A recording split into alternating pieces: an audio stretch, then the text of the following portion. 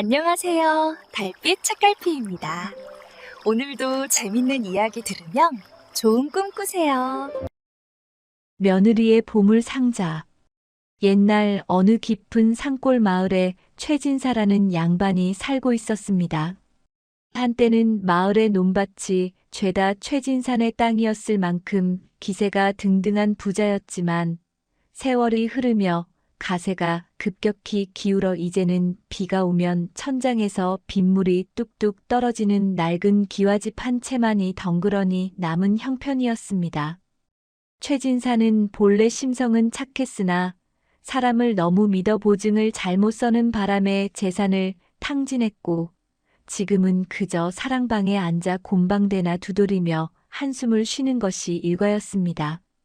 그러나 집안이 이 지경이 되었는데도 여전히 옛날 부귀영화를 누리던 시절의 꿈에서 깨어나지 못한 사람이 있었으니 바로 최진사의 안사람인 심씨 부인이었습니다. 심씨 부인은 곳간에 쌀이 떨어져 쥐가 다닐 지경이어도 옷차림만은 남부끄럽지 않게 해야 한다며 다해진 비단 저고리를 기워 입고 아침마다 쌀뜨물로 세수를 하며 양반네 체면을 따지던 사람이었습니다. 가난보다 더 무서운 것이 남의 이목이라 여기는 심씨 부인의 앙칼진 목소리는 하루도 담장 밖을 넘어가지 않는 날이 없었습니다. 그리고 그 모진 목소리의 끝은 언제나 며느리, 분이를 향해 있었습니다. 분이는 몰락한 양반가의 딸로 얼굴이 곱고 마음씨가 비단결 같아 이웃 마을까지 칭찬이 자자한 처자였습니다. 최진산의 외아들인 석기 도령과 혼인을 맺어 이 집에 들어온 지 이제 막 3년이 넘어가고 있었습니다. 차가운 늦가을 바람이 문풍지를 요란하게 흔드는 어느 날 아침이었습니다. 부엌에서 아침밥을 짓던 분이의 손길이 분주했습니다. 쌀독을 벅벅 긁어보았지만 손에 잡히는 것은 쌀아기 몇 줌과 보리쌀이 전부였습니다. 분이는 한숨을 푹 내쉬며 물을 넉넉히 부어 죽을 쑤기 시작했습니다. 어떻게든 양을 늘려 시부모님 상에 올릴 생각이었지만 마음 한구석이 쇳덩이를 얹은 듯 무거웠습니다. 잠시 후 안방에 밥상이 들어갔습니다. 멀건 죽그릇을 내려다보던 심씨 부인의 눈꼬리가 치켜 올라갔습니다. 내 인연. 내가 아무리 늙고 힘없는 시어미라지만 아침 밥상에 쌀알이 춤을 추는 이런 멀건 죽을 올리다니 내가 정녕 시어미를 굶겨죽일 작정이냐? 심씨 부인은 숟가락을 탕하고 내려놓으며 고래고래 소리를 질렀습니다. 분이는 밥상머리 앞에 무릎을 꿇고 고개를 조아렸습니다. 어머님, 노여워 마셔요. 쌀독이 바닥을 드러낸 지 오래라 보리를 섞어 있는 대로 긁어 모아 쏜 죽입니다. 제 몫은 덜어내지 않았으니 이것이라도 드시고 기운을 차리셔요. 핑계는 청산유수로구나. 내가 들어오고 나서부터 우리 집안에 되는 일이 하나도 없다. 들어올 때 복을 싸들고 오지는 못할 망정 어디서 애군을 주렁주렁 매달고 왔는지 내년이 들어온 뒤로 벼섬이 쌓이던 곳간이 텅텅 비어버렸어. 심씨 부인의 타박은 어제 오늘 일이 아니었지만 들을 때마다 가슴이 후벼 파이는 듯 했습니다. 사실 최진산의 가세가 기운 것은 분이가 시집오기 훨씬 전부터였지만 심씨 부인은 자신의 남편이 재산을 날린 것을 인정하기 싫어 모든 탓을 며느리에게 돌리고 있었습니다. 사랑방에서 헛기침 소리가 들려왔습니다. 최진사가 며느리가 안쓰러워 눈치를 주는 것이었지만 기세등등한 심씨 부인 앞에서는 아무런 소용이 없었습니다. 남편인 석기 또한 심성이 유약하고 글만 읽을 줄 알았지 어머니의 기에 눌려 아내를 감싸주지 못했습니다. 석기는 그저 고개를 푹 숙인 채 죽구름만 쳐다보고 있었습니다. 부인에게 미안해서 어찌 얼굴을 들까? 내 무능함 때문에 고생만 시키는구나. 분이는 아무 대꾸 없이 묵묵히 시어머니의 독서를 받아냈습니다. 눈물이 핑 돌았지만 시부모 앞에서 눈물을 보이는 것은 예의가 아니라 배웠기에 입술을 꽉 깨물어 참아냈습니다. 식사가 끝나고 분이는 밖으로 나와 마당을 쓸었습니다. 마당 한 구석에는 다 쓰러져가는 헛간이 있었고 그 옆에는 자풀이 무성하게 자라 있었습니다. 한때는 하인들이 북적거리며 나락을 털고 소를 먹이던 곳이었지만 지금은 휑한 바람만 맴돌 뿐이었습니다. 분이는 빗자루질을 하며 생각에 잠겼습니다. 친정에서 배울 때 여자는 출가외인이라 하여 시집 귀신이 되어야 한다고 했습니다. 하지만 이렇게 가만히 앉아서 가난과 구박을 견디는 것만이 능사는 아니라는 생각이 들었습니다. 국가는 비어가고 남편은 과거 시험에 매번 낙방하여 의기소침해 있으며 시어머니의 히스테리는 날로 심해지고 있었습니다. 그날 오후 심씨 부인은 분이를 불러 앉혀놓고 다짜고짜 해진 장롱 문짝을 가리켰습니다. 이걸 보아라. 장롱 경첩이 떨어져 덜렁거리는 꼴이 꼭 우리 집구석 같구나. 내가 살림을 얼마나 험하게 했으면 멀쩡하던 장롱이 이 모양이냐. 당장 대장간에 가서 고쳐오너라. 돈은 없으니 내가 알아서 하거라.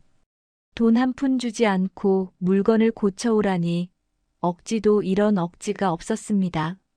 하지만 분이는 예하고 대답하고는 장롱 문짝을 떼어 등에 지고 집을 나섰습니다. 마을로 내려가는 고갯길은 험하고 멀었습니다. 등에 맨 문짝의 무게보다 삶의 무게가 더 무겁게 느껴지는 날이었습니다. 터덜터덜 고갯길을 내려가던 분이는 마을 어귀의 주막 평상에 잠시 걸터 앉았습니다. 그때 옆자리에 앉아있던 보부상들의 이야기 소리가 들려왔습니다. 자네, 그 소문 들었나? 저 아랫마을 박부자네 며느리 이야기 말이야. 아, 그 똥밭에 굴러도 이승이 좋다던 그 며느리? 무슨 일 있었나? 글쎄, 그 집 며느리가 시집 올 때 가져온 항아리 하나로 집안을 일으켰다지 뭔가. 그 항아리에 쌀을 담아두면 쌀이 줄지 않고 돈을 넣어두면 돈이 불어난다더군. 그것은 흔히 떠도는 헛소문이나 과장된 이야기일 터였습니다. 하지만 지푸라기라도 잡고 싶은 심정이었던 분이의 귀에는 그 이야기가 예사로 들리지 않았습니다. 보물 항아리, 보물 상자. 그런 것이 정말 세상에 있을까 싶었습니다. 대장간에 들러 사정을 하고 외상으로 경첩을 고친 분이는 다시 집으로 돌아왔습니다. 해는 뉘엿뉘엿 저물어가고 집안에는 냉기만 가득했습니다. 장롱 문짝을 다시 달아놓고 부엌으로 들어간 분이는 솥뚜껑을 열어보았지만 저녁거리라곤 시래기 몇 줄기가 전부였습니다. 그날 밤 분이는 남편 석기가 잠든 것을 확인하고 조용히 밖으로 나왔습니다. 달빛이 교교하게 마당을 비추고 있었습니다. 분이는 헛간으로 발걸음을 옮겼습니다. 헛간 구석에는 시집 올 때 가져왔으나 둘 곳이 없어 처박아둔 낡은 나무 상자 하나가 먼지를 뒤집어 쓴 채 놓여 있었습니다. 친정 어머니가 시집가는 딸에게 옷감이라도 넣어주려 했으나 넣을 것이 없어 결국 빈 상자째로 들려보냈던 그 상자였습니다. 분이는 치마폭으로 상자의 먼지를 닦아냈습니다. 달빛 아래 드러난 상자는 볼품없고 투박했습니다. 분이는 상자 뚜껑을 열어보았습니다. 안은 텅 비어 있었고 캄캄한 어둠만이 들어차 있었습니다. 이 빈 상자에 무엇을 채워야 우리 집안이 다시 일어설 수 있을까? 쌀, 돈, 아니면 금은보화? 분이는 씁쓸하게 웃었습니다. 당장 내일 아침 끓일 쌀도 없는 처지에 금은보화가 가당키나 한 말인가 싶었습니다. 그런데 그때 문득 낮에 주막에서 들었던 보부상들의 이야기가 뇌리를 스치고 지나갔습니다. 며느리의 지혜가 보물이다. 어쩌면 보부상들이 말한 보물 항아리란 진짜 요술 항아리가 아니라 그 집 며느리의 야무진 살림 솜씨를 빗댄 말이 아니었을까? 분이는 무릎을 탁 쳤습니다. 그래, 아무것도 없는 이 빈 상자지만 내가 이것을 보물 상자로 만들어 보자. 시어머니의 구박도 가난도 이 상자 안에 다 담아 녹여내어 우리 집안의 거름으로 만들어 보자. 분이는 굳은 결심을 한 듯 주먹을 꽉 쥐었습니다. 어차피 이대로 가다가는 굶어 죽거나 화병으로 죽거나 매일반이었습니다. 분이는 헛간 구석에 있던 상자를 들어 안방과 연결된 작은 다락방으로 옮겼습니다. 그리고 헝겊으로 상자를 깨끗이 닦고 귀퉁이에 떨어져 나간 장식은 수치로 색을 칠해 그럴듯하게 만들었습니다. 다음 날 아침 여느 때와 다름없이 심씨 부인의 고함으로 하루가 시작되었습니다. 아니, 해가 중천에 떴는데 며느리라는 것이 코빼기도 안 보이고 뭐 하는 게냐. 밥상은 차려놓지도 않고. 심씨 부인이 방문을 벌컥 열고 나오자 분이가 단정하게 옷을 차려입고 마루에 서 있었습니다. 그런데 평소와 달리 분이의 표정이 사뭇 비장하고도 은은한 미소를 머금고 있었습니다. 심씨 부인은 며느리의 낯선 기색에 잠시 주춤했습니다. 어머님, 안녕히 주무셨습니까? 아침 무난히 늦어 죄송합니다. 다름이 아니오라. 제가 간밤에 아주 기이한 꿈을 꾸어 어머님께 말씀을 올리려고 기다리고 있었습니다. 꿈? 쓸데없는 소리 말고 밥이나 지어라. 배고파 죽겠다. 예, 밥은 금방 짓겠습니다. 하오나 이 꿈은 우리 집안의 앞날이 달린 중요한 꿈인 듯하여. 꿈속에서 하얀 수염을 기른 산신령님이 나타나 저에게 보물 상자가 있는 곳을 알려주셨지 뭡니까? 심씨 부인의 귀가 번쩍 뜨였습니다. 가난에 지치고 옛 영화를 그리워하던 심씨 부인에게 보물이라는 단어는 마른 장작에 불을 붙인 듯 활활 타오르는 호기심을 자극했습니다. 보물 상자라니? 그게 정말이냐? 그래, 그 상자가 어디에 있다더냐? 꿈에서 깬 뒤 산신령님이 일러주신 곳을 찾아보니 세상에나 다락방 깊숙한 곳에 정말로 상자가 하나 있었습니다. 제가 감히 열어볼 엄두가 나지 않아 어머님께 먼저 여쭙고 열어보려 했습니다. 심씨 부인은 신도 신지 않은 채 버선발로 마루를 뛰어내려와 다락방으로 향하려 했습니다. 그러나 분이가 정중하게 앞을 가로막았습니다. 어머님, 잠깐만요. 산신령님께서 말씀하시길 이 상자는 그냥 열어서는 안 되고 지켜야 할 금기가 있다고 하셨습니다. 만약 그 금기를 어기면 상자 안의 보물이 모두 제가 되어 사라진다고 하셨습니다. 심씨 부인은 침을 꼴깍 삼켰습니다. 재물이 눈앞에 있는데 금기 따위가 대수랴 싶으면서도 혹시나 보물이 사라질까봐 겁이 덜컥 났습니다. 그 금기가 무엇이냐? 어서 말해보아라. 분이는 잠시 뜸을 들이며 시어머니의 애간장을 태웠습니다. 바람이 휑한 마당에 긴장감이 감돌았습니다. 분이의 눈빛은 그 어느 때보다 맑고 깊게 빛나고 있었습니다. 이것은 분이가 시어머니의 헛된 욕망과 가문의 가난을 동시에 잠재우기 위해 던진 인생을 건 첫 번째 승부수였습니다. 그 첫 번째 금기는 바로 마루에 선 분이의 목소리는 낮지만 단호했습니다. 분이는 침착하게 숨을 고른 뒤 산신령이 일러주었다는 그 금기 사항들을 하나씩 읊기 시작했습니다. 첫 번째 금기는 무성, 즉 큰 소리를 내지 않는 것입니다. 산신령님께서 말씀하시길 복은 고요한 곳에 깃들고 시끄러운 곳에서는 달아난다고 하셨습니다.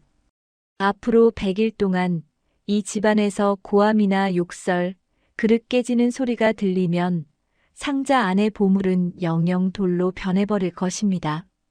심씨 부인의 입이 떡 벌어졌습니다. 하루라도 소리를 지르지 않으면 입안에 가시가 돋는 성격인 그녀에게 고함을 치지 말라니 청천벽력과도 같은 소리였습니다. 뭐라, 소리를 내지 말라고? 그럼 답답해서 어찌 산단 말이냐? 내가 화가 나면 화를 내야지. 그걸 꾹 참고 있으란 말이냐? 어머님, 황금 덩어리가 눈앞에 있는데 그까짓 화 하나 못 참으시겠습니까? 상자 가득 찰랑거릴 금은 보화를 생각하셔요. 화를 내는 순간 그 금덩이들이 시커먼 돌멩이가 되어 굴러다니게 될 텐데요. 금덩이라는 말에 심씨 부인의 눈빛이 다시 흔들렸습니다. 꾹 참기만 하면 그토록 원하던 부자가 될 수 있다는데 믿져야 본전이라는 생각이 들었습니다. 심씨 부인은 마른 침을 삼키며 고개를 끄덕였습니다. 그래, 까짓것 백일이다. 내 평생 가난에 찌들어 사느니 100일 동안 입에 자물쇠를 채우고 만다. 금덩이만 생기면 그때 가서 실컷 소리 지르고 살면 되지 않겠느냐. 알았다. 내 그깟 소리 안 지르면 그만 아니냐. 그래, 두 번째는 또 무엇이냐? 두 번째 금기는 칭송입니다. 하루에 한 번 반드시 가족 중 한 사람에게 덕담이나 칭찬을 해야 합니다.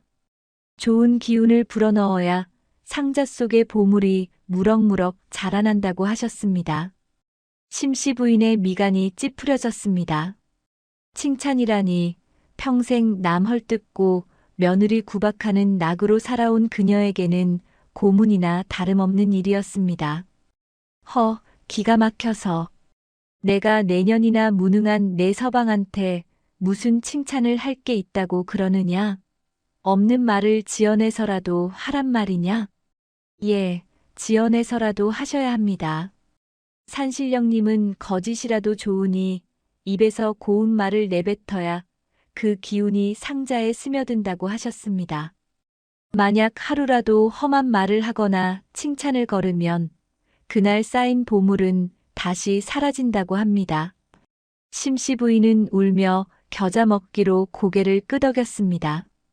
며느리 말이 괘씸하기 짝이 없었지만 다락방에 있다는 그놈의 상자가 눈앞에 아른거려 거절할 수가 없었습니다. 마지막 세 번째 금기는 적소성대, 즉 작은 것을 모아 큰 것을 이루는 것입니다. 매 끼니 쌀을 씻을 때마다 딱 한 숟가락씩 덜어내어 이 상자에 넣어야 합니다. 우리 식구들 먹을 것도 부족한 형편이지만 그 한 숟가락의 정성이 모여야 비로소 보물 상자의 문이 열린다고 하셨습니다. 이것은 분이가 생각해낸 가장 현실적인 대책이었습니다. 쥐꼬리만한 살림살이에서 쌀 한 톨이라도 아껴야 훗날을 도모할 수 있었기 때문입니다. 심씨 부인은 쌀 한 숟가락쯤이야 어렵지 않겠다 싶어 흔쾌히 승낙했습니다. 좋다, 좋아.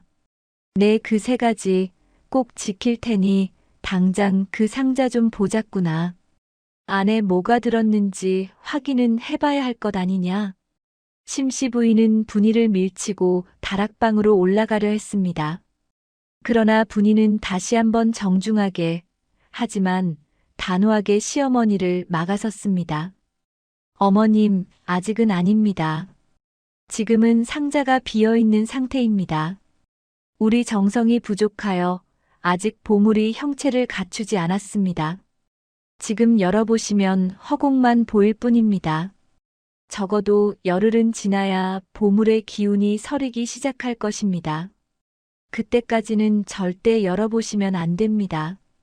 심씨 부인은 아쉬움에 입맛을 다셨지만 산신령의 언명이라니 어쩔 도리가 없었습니다.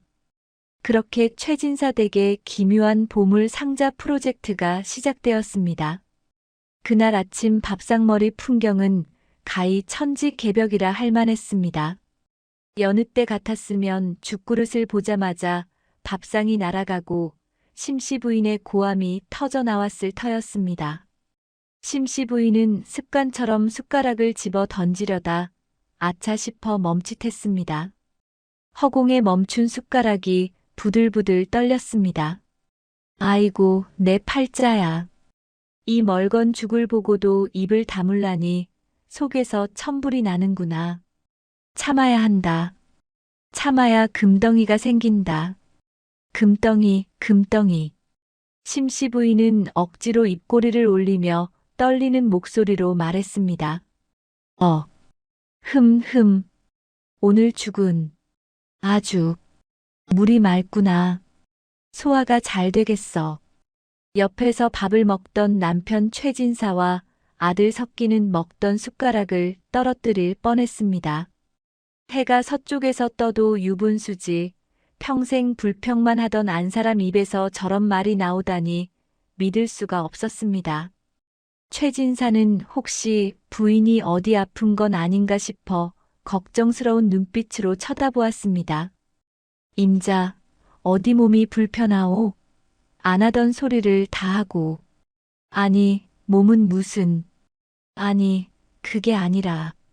그냥 며느리가 고생해서 끓인 죽인데 만나게 먹자는 게지요.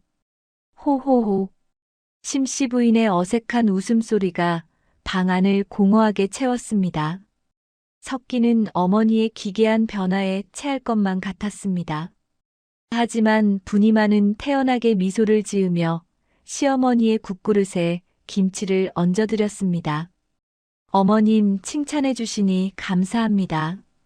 내일은 더 정성을 다해 모시겠습니다. 식사가 끝난 뒤 분이는 부엌으로 가서 쌀독을 열었습니다. 바닥을 긁어 한 줌도 안 되는 쌀을 퍼낸 뒤 그 중에서 딱 한 숟가락을 덜어 작은 주머니에 담았습니다. 그리고 아무도 보지 않을 때 다락방으로 올라가 그 쌀 주머니를 나무 상자 안에 넣었습니다. 비록 지금은 쌀 한 숟가락이지만 이것이 모여 우리 집안의 평화가 되고 희망이 되기를. 분이는 상자를 어루만지며 간절히 기도했습니다. 사실 분이에게는 또 다른 계획이 있었습니다. 단순히 쌀을 모으는 것만으로는 부족했습니다. 분이는 밤마다 식구들이 잠들면 남몰래 삭바느질을 시작했습니다. 낡은 옷을 기워주고 받은 품삯이나 산에서 캔 나무를 이웃 마을 장터에 내다 팔아 얻은 푼돈을 조금씩 모았습니다. 낮에는 시어머니의 비위를 맞추고 집안일을 하느라 뼈가 부서질 듯 했지만 밤에는 희망을 엮느라 눈이 초롱초롱 빛났습니다. 3일째 되던 날 첫 번째 위기가 찾아왔습니다. 마을의 박물장수 할머니가 찾아온 것입니다. 박물장수는 화려한 비단이며 놀이개를 펼쳐놓고 심씨 부인의 눈을 현혹했습니다. 옛날 같았으면 외상으로라도 덥석 집어들었을 심씨 부인이었습니다. 아이고 마님, 이 옥놀이개 좀 보셔요. 마님같이 기품 있는 분께 딱 어울릴 물건입니다요. 심씨 부인의 손이 저절로 옥놀이개로 향했습니다. 하지만 주머니에는 엽전 한 입 없었습니다. 심씨 부인은 순간 며느리를 불러 돈을 구해오라고 소리치려 했습니다. 야, 이년아. 당장 가서. 그 순간 부엌에서 나오던 분이가 검지손가락을 입술에 대고 시어머니를 빤히 쳐다보았습니다. 어머님 금기입니다. 소리를 지르시면 보물은 제가 됩니다. 분이는 말없이 눈빛으로 경고했습니다. 심씨 부인은 헉하고 숨을 들이켰습니다. 목구멍까지 차올랐던 고함이 다시 뱃속으로 꼬르륵 들어갔습니다. 심씨 부인의 얼굴이 불그락푸르락해졌습니다. 박물장수는 영문을 몰라 눈만 껌벅였습니다. 아니. 당장 가서 물이나 한 잔 떠오라고. 목이 마르구나. 마님, 그럼 이 놀이개는 하시겠습니까? 심씨 부인은 놀이개를 쥔 손을 부들부들 떨었습니다. 사고 싶어 미칠 지경이었지만 지금 돈을 쓰면 절약이라는 세 번째 금기를 어기는 셈이 될까봐 두려웠습니다. 게다가 돈을 구해오라고 며느리를 닥달하면 무성의 금기도 깨지게 됩니다. 심씨 부인은 눈물을 머금고 놀이개를 내려놓았습니다. 됐다. 내 오늘은 무력을 버리고 마음을 수양하는 중이라. 다음에 오게. 박물장수가 돌아가자 심씨 부인은 방바닥을 치며 끙끙 앓았습니다. 그 모습을 본 분이는 안쓰러운 마음과 함께 안도의 한숨을 내쉬었습니다. 그렇게 열흘이 지났습니다. 집안에는 묘한 정막과 평화가 감돌았습니다. 시어머니의 고함 소리가 사라지자 늘 기죽어 있던 남편 석기의 얼굴에도 조금씩 혈색이 돌기 시작했습니다. 석기는 아내분이가 밤마다 무언가를 열심히 한다는 것을 눈치채고 있었습니다. 어느 날 밤 석기가 조용히 방문을 열고 들어와 바느질하는 분이의 곁에 앉았습니다. 부인, 요즘 어머니가 어찌 저리 변하셨소? 내가 알던 분이 맞나 싶을 정도요. 혹시 당신이 무슨 요술이라도 부린 게요? 분이는 바느질하던 손을 멈추고 남편을 바라보며 살포시 웃었습니다. 요술이라뇨. 그저 어머님 마음속에 희망을 심어드렸을 뿐입니다. 서방님 집안이 평안해야 만사가 형통한다고 했습니다. 어머님이 저리 참으시는 동안 서방님도 기운을 내셔야지요. 언제까지 방 안에만 계실 겁니까? 석기는 아내의 말에 부끄러움이 밀려왔습니다. 아내는 집안을 살리려 저토록 애쓰는데 사내대장 부인 자신은 신세 한탄만 하고 있었던 것입니다. 내가 못난 놈이요. 부인 볼 면목이 없소. 면목이 없으시면 내일부터는 사랑방 문을 열고 글 읽는 소리를 내어주십시오. 어머님이 화를 참으시느라 속이 답답하실 텐데 아들의 낭낭한 글 읽는 소리만큼 좋은 위로가 어디 있겠습니까? 그것이 곧 두 번째 금기인 칭송을 실천하는 길이기도 합니다. 석기는 아내의 지혜에 감탄하며 고개를 끄덕였습니다. 다음 날 아침 사랑방에서 10년 만에 처음으로 맑고 우렁찬 글 읽는 소리가 울려 퍼졌습니다. 마당을 서성이던 심씨 부인은 그 소리에 깜짝 놀라 발을 멈췄습니다. 아니, 저게 우리 석기 목소리란 말이냐? 예전에는 기어들어가는 목소리로 웅얼대더니 오늘은 어찌 저리 힘이 있단 말인가. 아들의 글 읽는 소리는 심씨 부인의 가슴 속에 쌓여있던 울분을 조금씩 씻어 내려주었습니다. 돈도 좋고 보물도 좋지만 자식 잘 되는 것만큼 부모에게 좋은 보약은 없었으니까요. 심씨 부인은 슬그머니 사랑방 문 앞으로 다가가 귀를 기울였습니다. 그때 분이가 다가와 속삭였습니다. 어머님 들리십니까? 서방님의 글 읽는 소리가 마치 옥 구르는 소리 같습니다. 상자 속의 보물이 이 소리를 듣고 기뻐하여 더 크게 자라날 것입니다.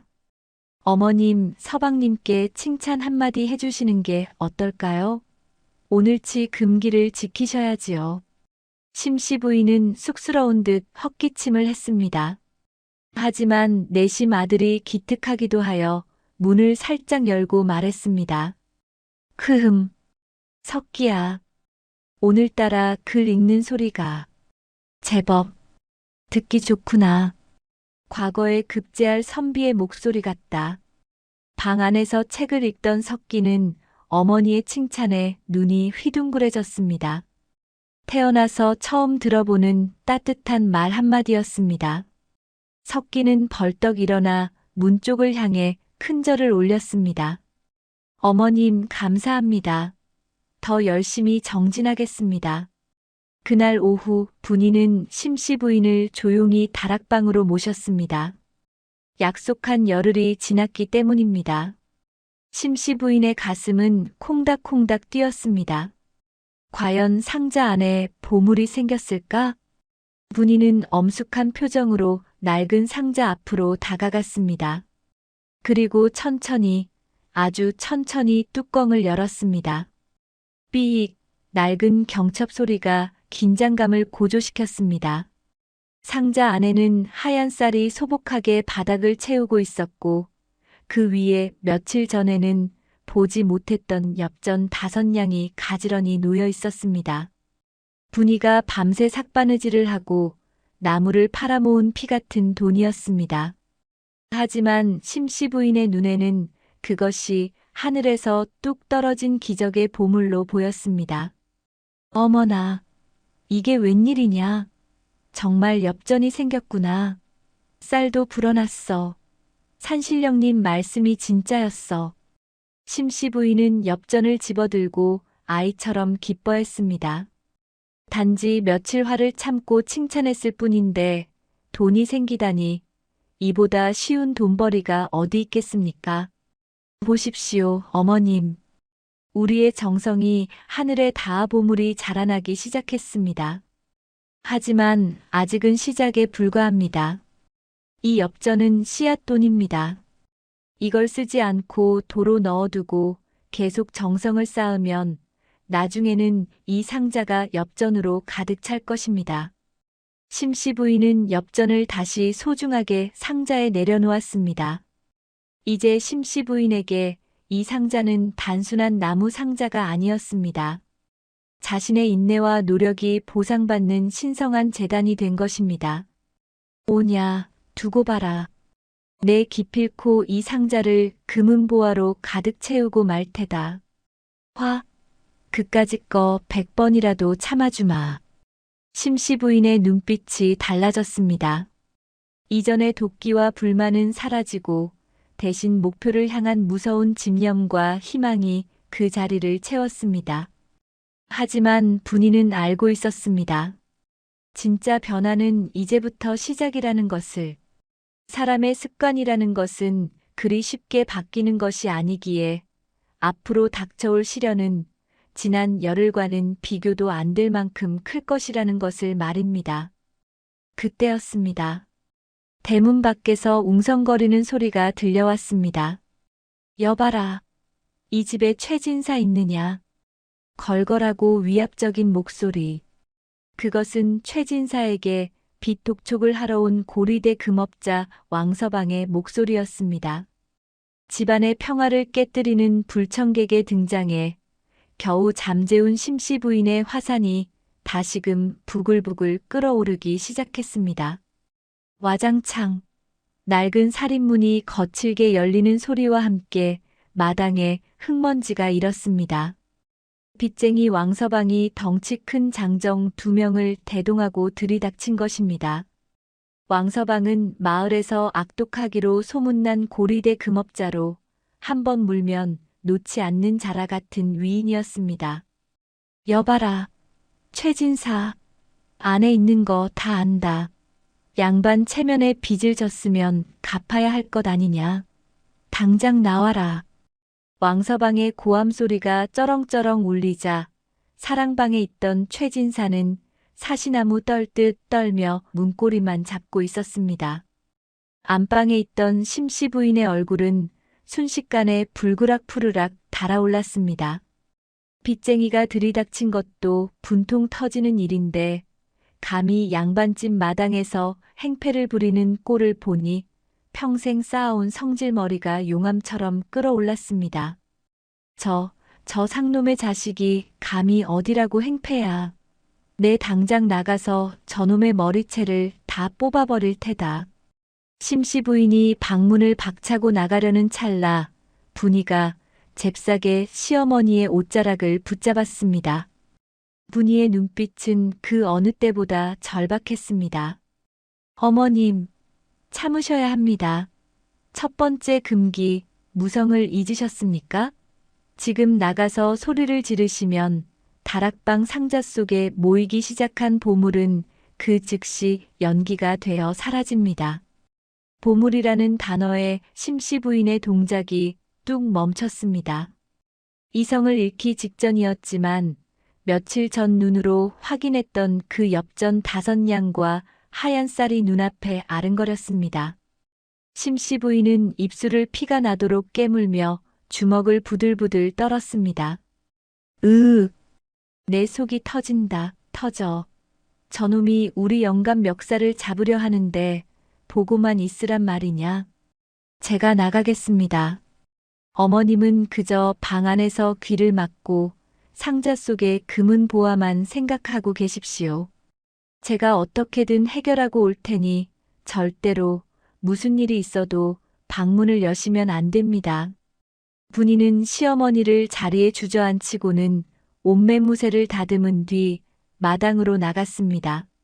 마당에서는 왕서방이 사랑방 문을 발로 차며 최진사를 끌어내려 하고 있었습니다.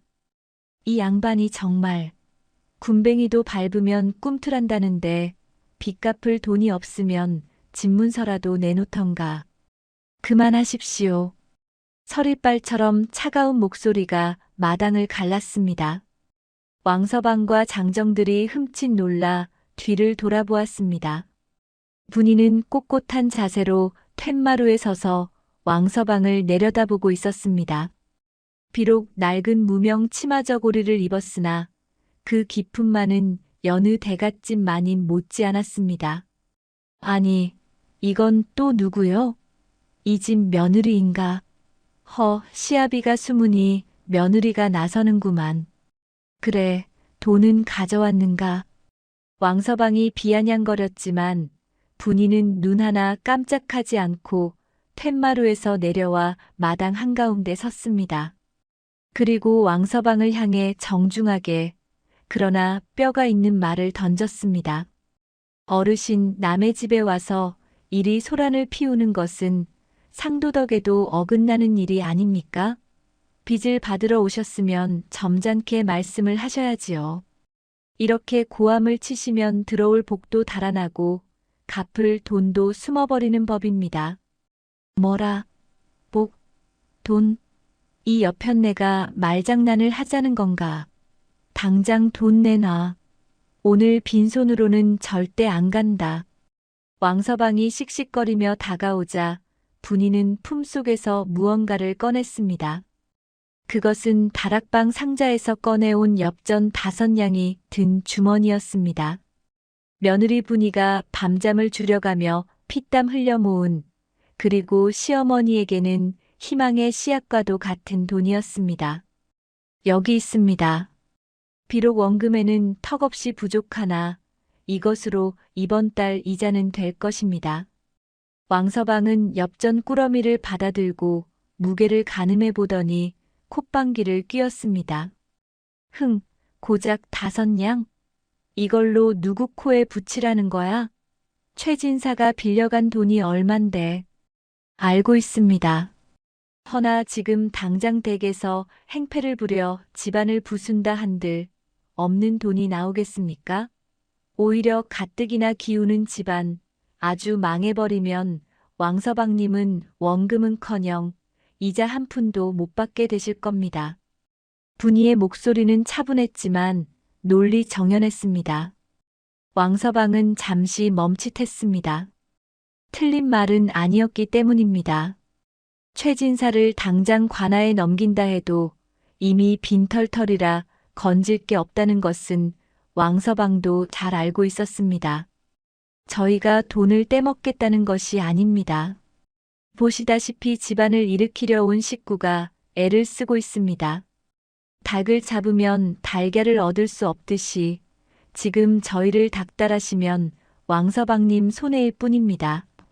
이 돈을 받으시고 오늘은 물러가 주십시오. 대신 다음 달부터는 꼬박꼬박 이자를 갚겠습니다. 왕서방은 분이의 눈을 빤히 쳐다보았습니다.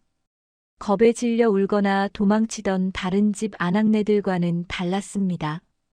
그 눈빛에는 묘한 확신과 기백이 서려 있었습니다. 산전수전 다 겪은 왕서방은 직감적으로 이 며느리가 보통 내기가 아님을 알아차렸습니다. 며느리 말솜씨가 제법이구먼. 좋다. 오늘은 이체면 봐서 물러가 주지. 허나 다음 달에도 돈이 없으면 그땐 정말 집문서를 가져갈 테니 그리 알아. 왕서방은 엽전 주머니를 챙겨들고 장정들을 데리고 살인문을 나섰습니다.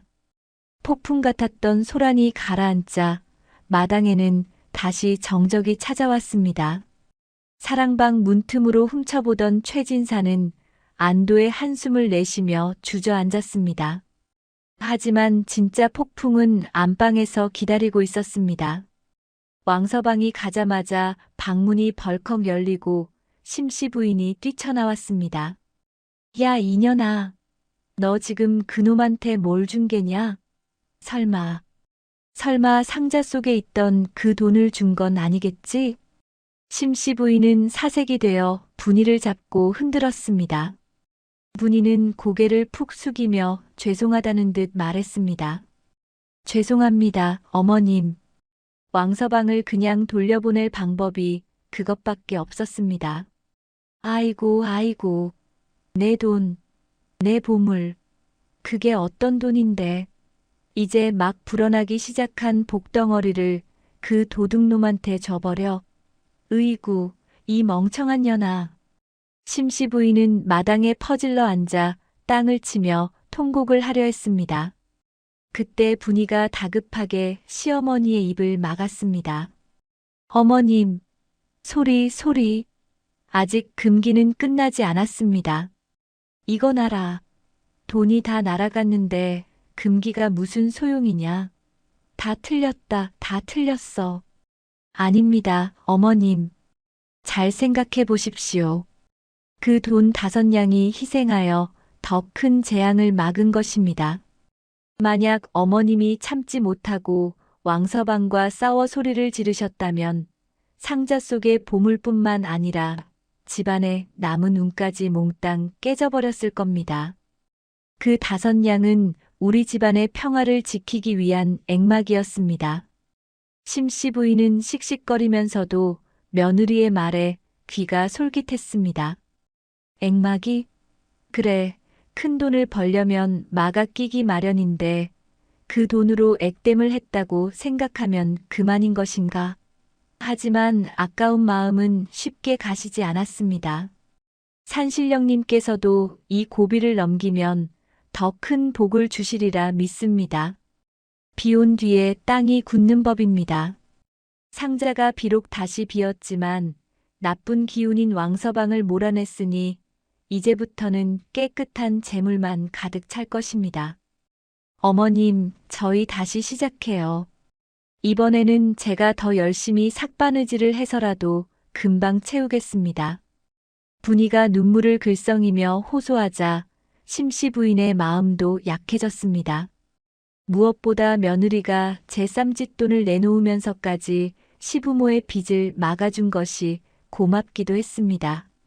심씨 부인은 콧물을 훌쩍이며 일어났습니다. 알았어. 내 말이 맞다 치자. 에잉, 아까운 내 돈. 그 도둑놈 가다가 넘어져서 코나 깨져라. 비록 씨앗 돈은 사라졌지만 이 사건은 최진사 댁에 묘한 변화를 가져왔습니다. 가장 큰 변화는 남편 석기에게서 일어났습니다. 그날 밤 석기는 잠을 이루지 못하고 뒤척였습니다. 낮에 아내가 왕서방 앞에서 당당하게 맞서던 모습과 자신이 무서워 방 안에 숨어있던 모습이 비교되어 견딜 수가 없었습니다. 사내 대장부로서 처자식을 지키기는커녕 아내의 치마폭 뒤에 숨었다는 자괴감이 뼈에 사무쳤습니다. 내가 글을 읽어 무엇하나. 내 집안의 근심 하나 해결하지 못하고 아내가 모은 돈으로 겨우 위기를 넘기다니. 참으로 부끄럽고 또 부끄럽구나. 석기는 벌떡 일어났습니다. 그리고 책상 앞에 앉아 붓을 들었습니다. 지금까지는 그저 과거에 급제하여 입신양명하겠다는 막연한 꿈을 꾸며 글을 읽었지만 이제는 목표가 달라졌습니다. 내 가족을 지킬 힘을 기르겠다. 석기의 눈빛이 매섭게 빛났습니다. 다음 날부터 석기는 달라졌습니다.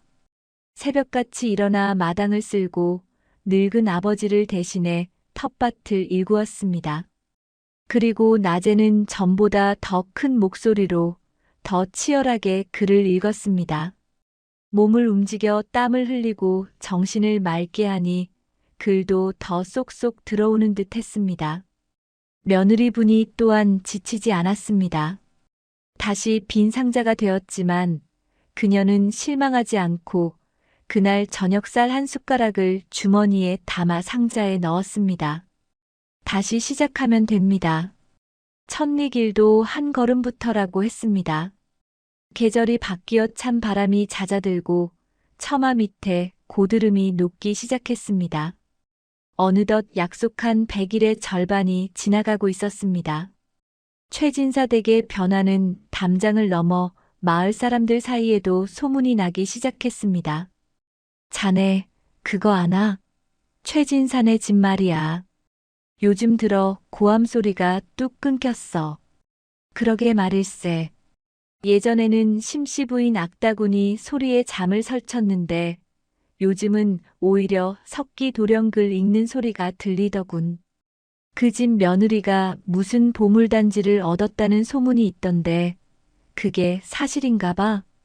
보물단지? 에이, 망해가는 집에 무슨 보물이 있겠나. 그래도 뭔가 있긴 있는 모양이야. 사람 사는 꼴이 달라졌어. 마을 사람들의 수군거림은 곧 호기심으로 바뀌었고 사람들은 지나가는 길에 슬쩍슬쩍 최진산의 대문을 기웃거렸습니다. 그러던 어느 날 분이는 산나무를 캐러 갔다가 돌아오는 길에 마을 정자나무 아래에 모여있는 안악들을 보았습니다.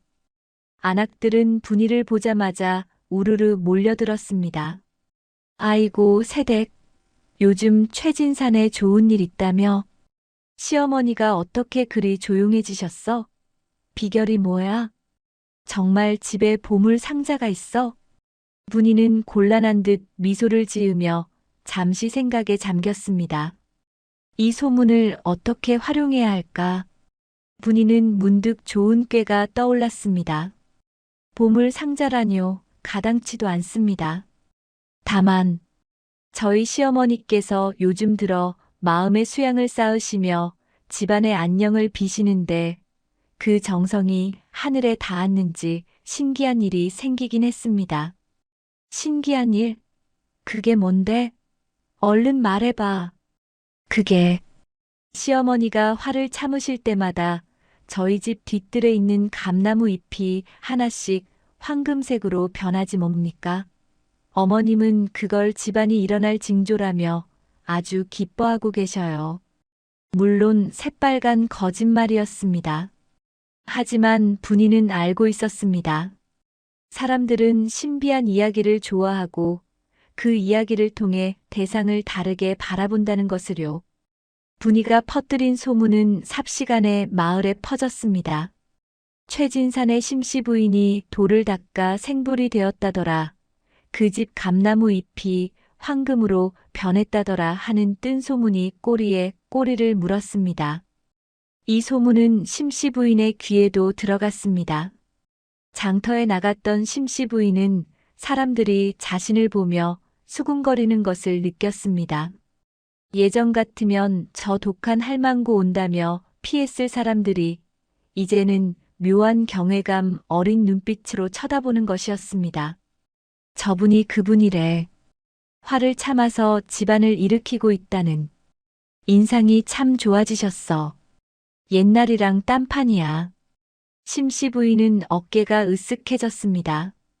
평생 듣도 보도 못한 칭송을 들으니 구름 위를 걷는 기분이었습니다. 집에 돌아온 심씨 부인은 거울을 들여다보며 자신의 얼굴을 요리조리 뜯어보았습니다.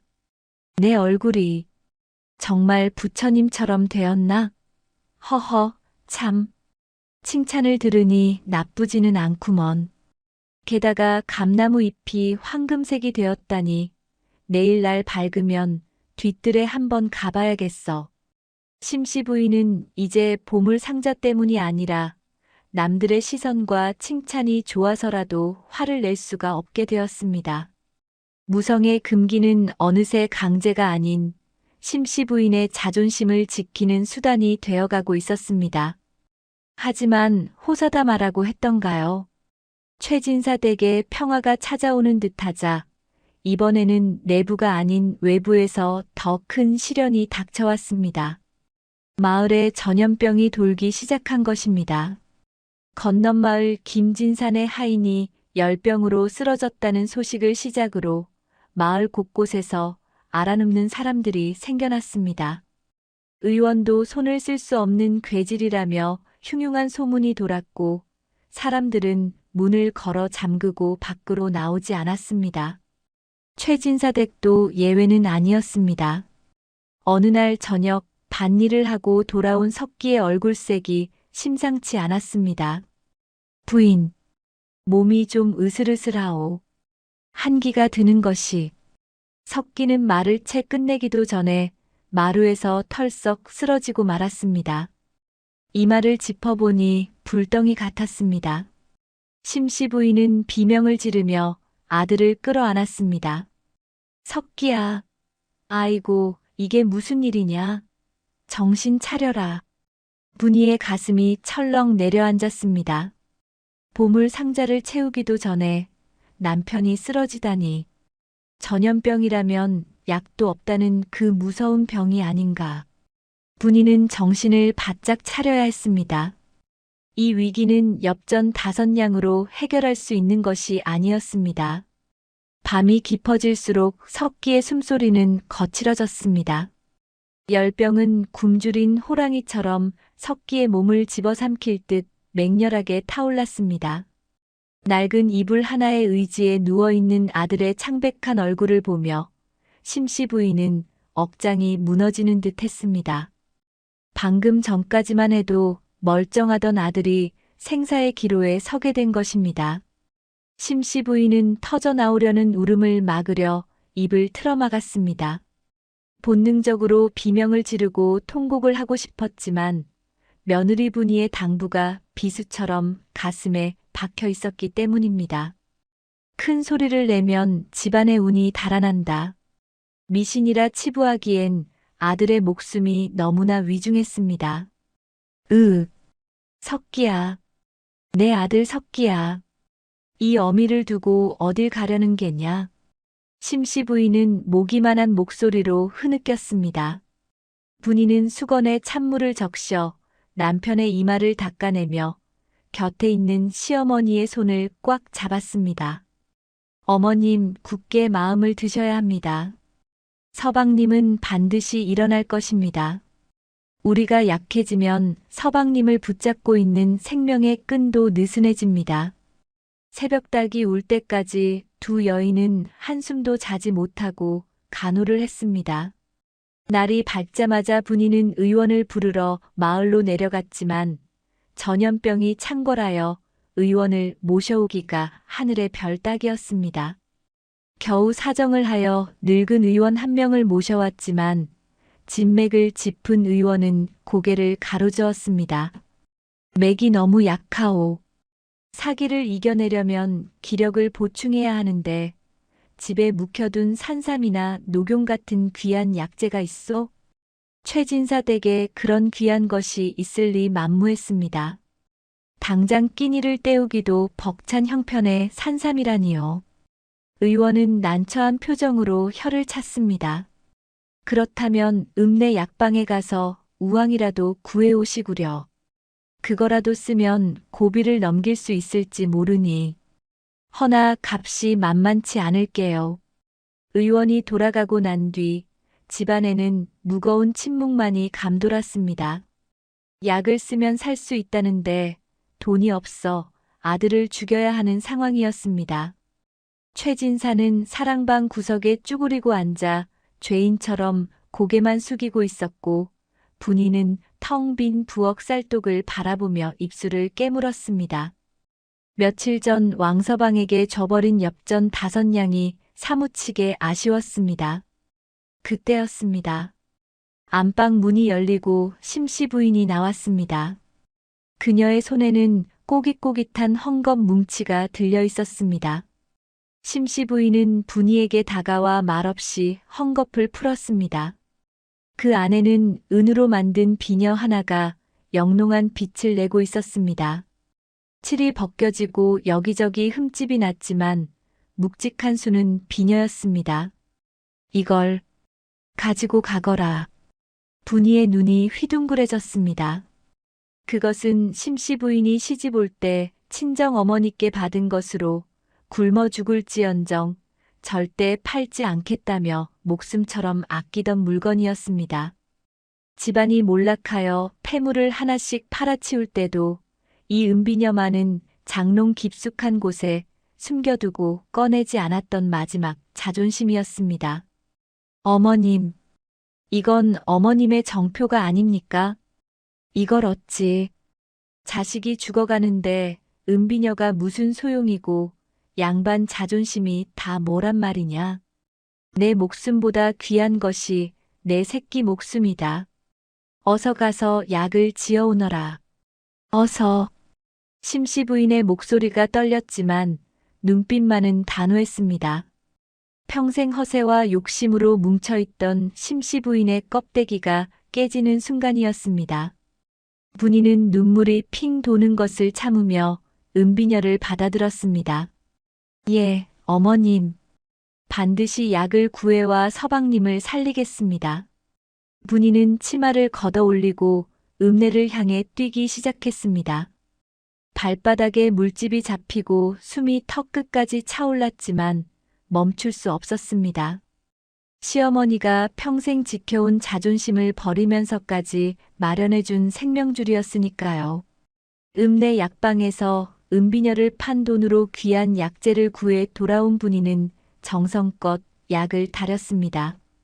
온 집안에 쌉싸름한 약 냄새가 퍼지자 왠지 모를 희망의 기운도 함께 감돌았습니다. 심씨 부인은 숟가락으로 약물을 떠서 의식 없는 아들의 입에 흘려 넣었습니다.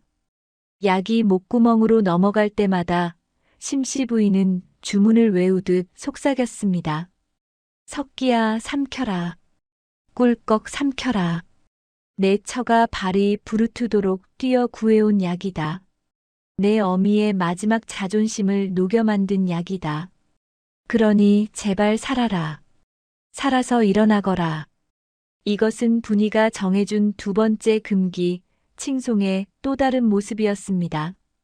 비록 칭찬은 아니었으나 아들을 살리고자 하는 어미의 간절한 축복과 염원이 담긴 말들이었으니까요. 그날 밤이 고비였습니다. 열이 오르락 내리락하며 석기는 헛소리를 해댔습니다. 분이와 심씨 부인은 밤새 번갈아가며 물수건을 갈아주고 팔다리를 주물렀습니다. 그리고 기적이 일어났습니다. 다음 날 아침 며칠 동안 닫혀있던 석기의 눈이 스르르 떠진 것입니다. 물 좀 주시오. 석기야, 정신이 드느냐? 나를 알아보겠느냐? 심씨 부인은 아들을 끌어안고 엉엉 울었습니다. 이번에는 무성의 금기고 뭐고 생각할 겨를도 없었습니다. 하지만 분이는 그 울음소리가 집안의 운을 깨는 소음이 아니라 애군을 씻어내리는 기쁨의 비라고 생각했습니다. 석기는 며칠 만에 자리를 털고 일어났습니다. 죽다 살아난 사람은 세상을 보는 눈이 달라진다고 했던가요? 병석에서 일어난 석기의 눈빛은 예전에 유약하던 도령의 눈빛이 아니었습니다. 그는 자신이 사경을 헤맬 때 어머니가 은비녀를 팔았다는 사실, 아내가 밤낮으로 자신을 간호했다는 사실을 전해 듣고는 주먹을 불끈 쥐었습니다. 내 목숨은 이제 내 것이 아니다. 어머니와 부인이 다시 만들어준 목숨이다. 다시는 헛되이 살지 않겠다. 몸을 추스른 석기는 더욱더 학업에 매진했습니다. 밤이 깊도록 책장을 넘기는 소리가 끊이지 않았고 그 소리는 최진사 댁의 가장 든든한 배경음악이 되었습니다. 그러던 어느 날 마을 어귀에 방이 하나 붙었습니다. 나라에 경사가 있어 특별과거 시험, 즉 알성시를 치른다는 소식이었습니다. 이 소식은 곧장 석기의 귀에도 들어갔습니다. 이것은 하늘이 준 기회였습니다. 그동안 갈고 닦은 실력을 발휘할 절호의 기회였지만 최진사 댁에는 또다시 어두운 그림자가 드리워졌습니다. 한양까지 갈 노잣돈이 문제였습니다. 보찜을 꾸리고 며칠 밤을 묵으며 먹고 잘 돈, 그리고 종이와 붓을 살 돈이 필요했습니다. 하지만 집안은 이미 은비녀까지 팔아치워 정말로 남은 것이라곤 먼지뿐이었습니다.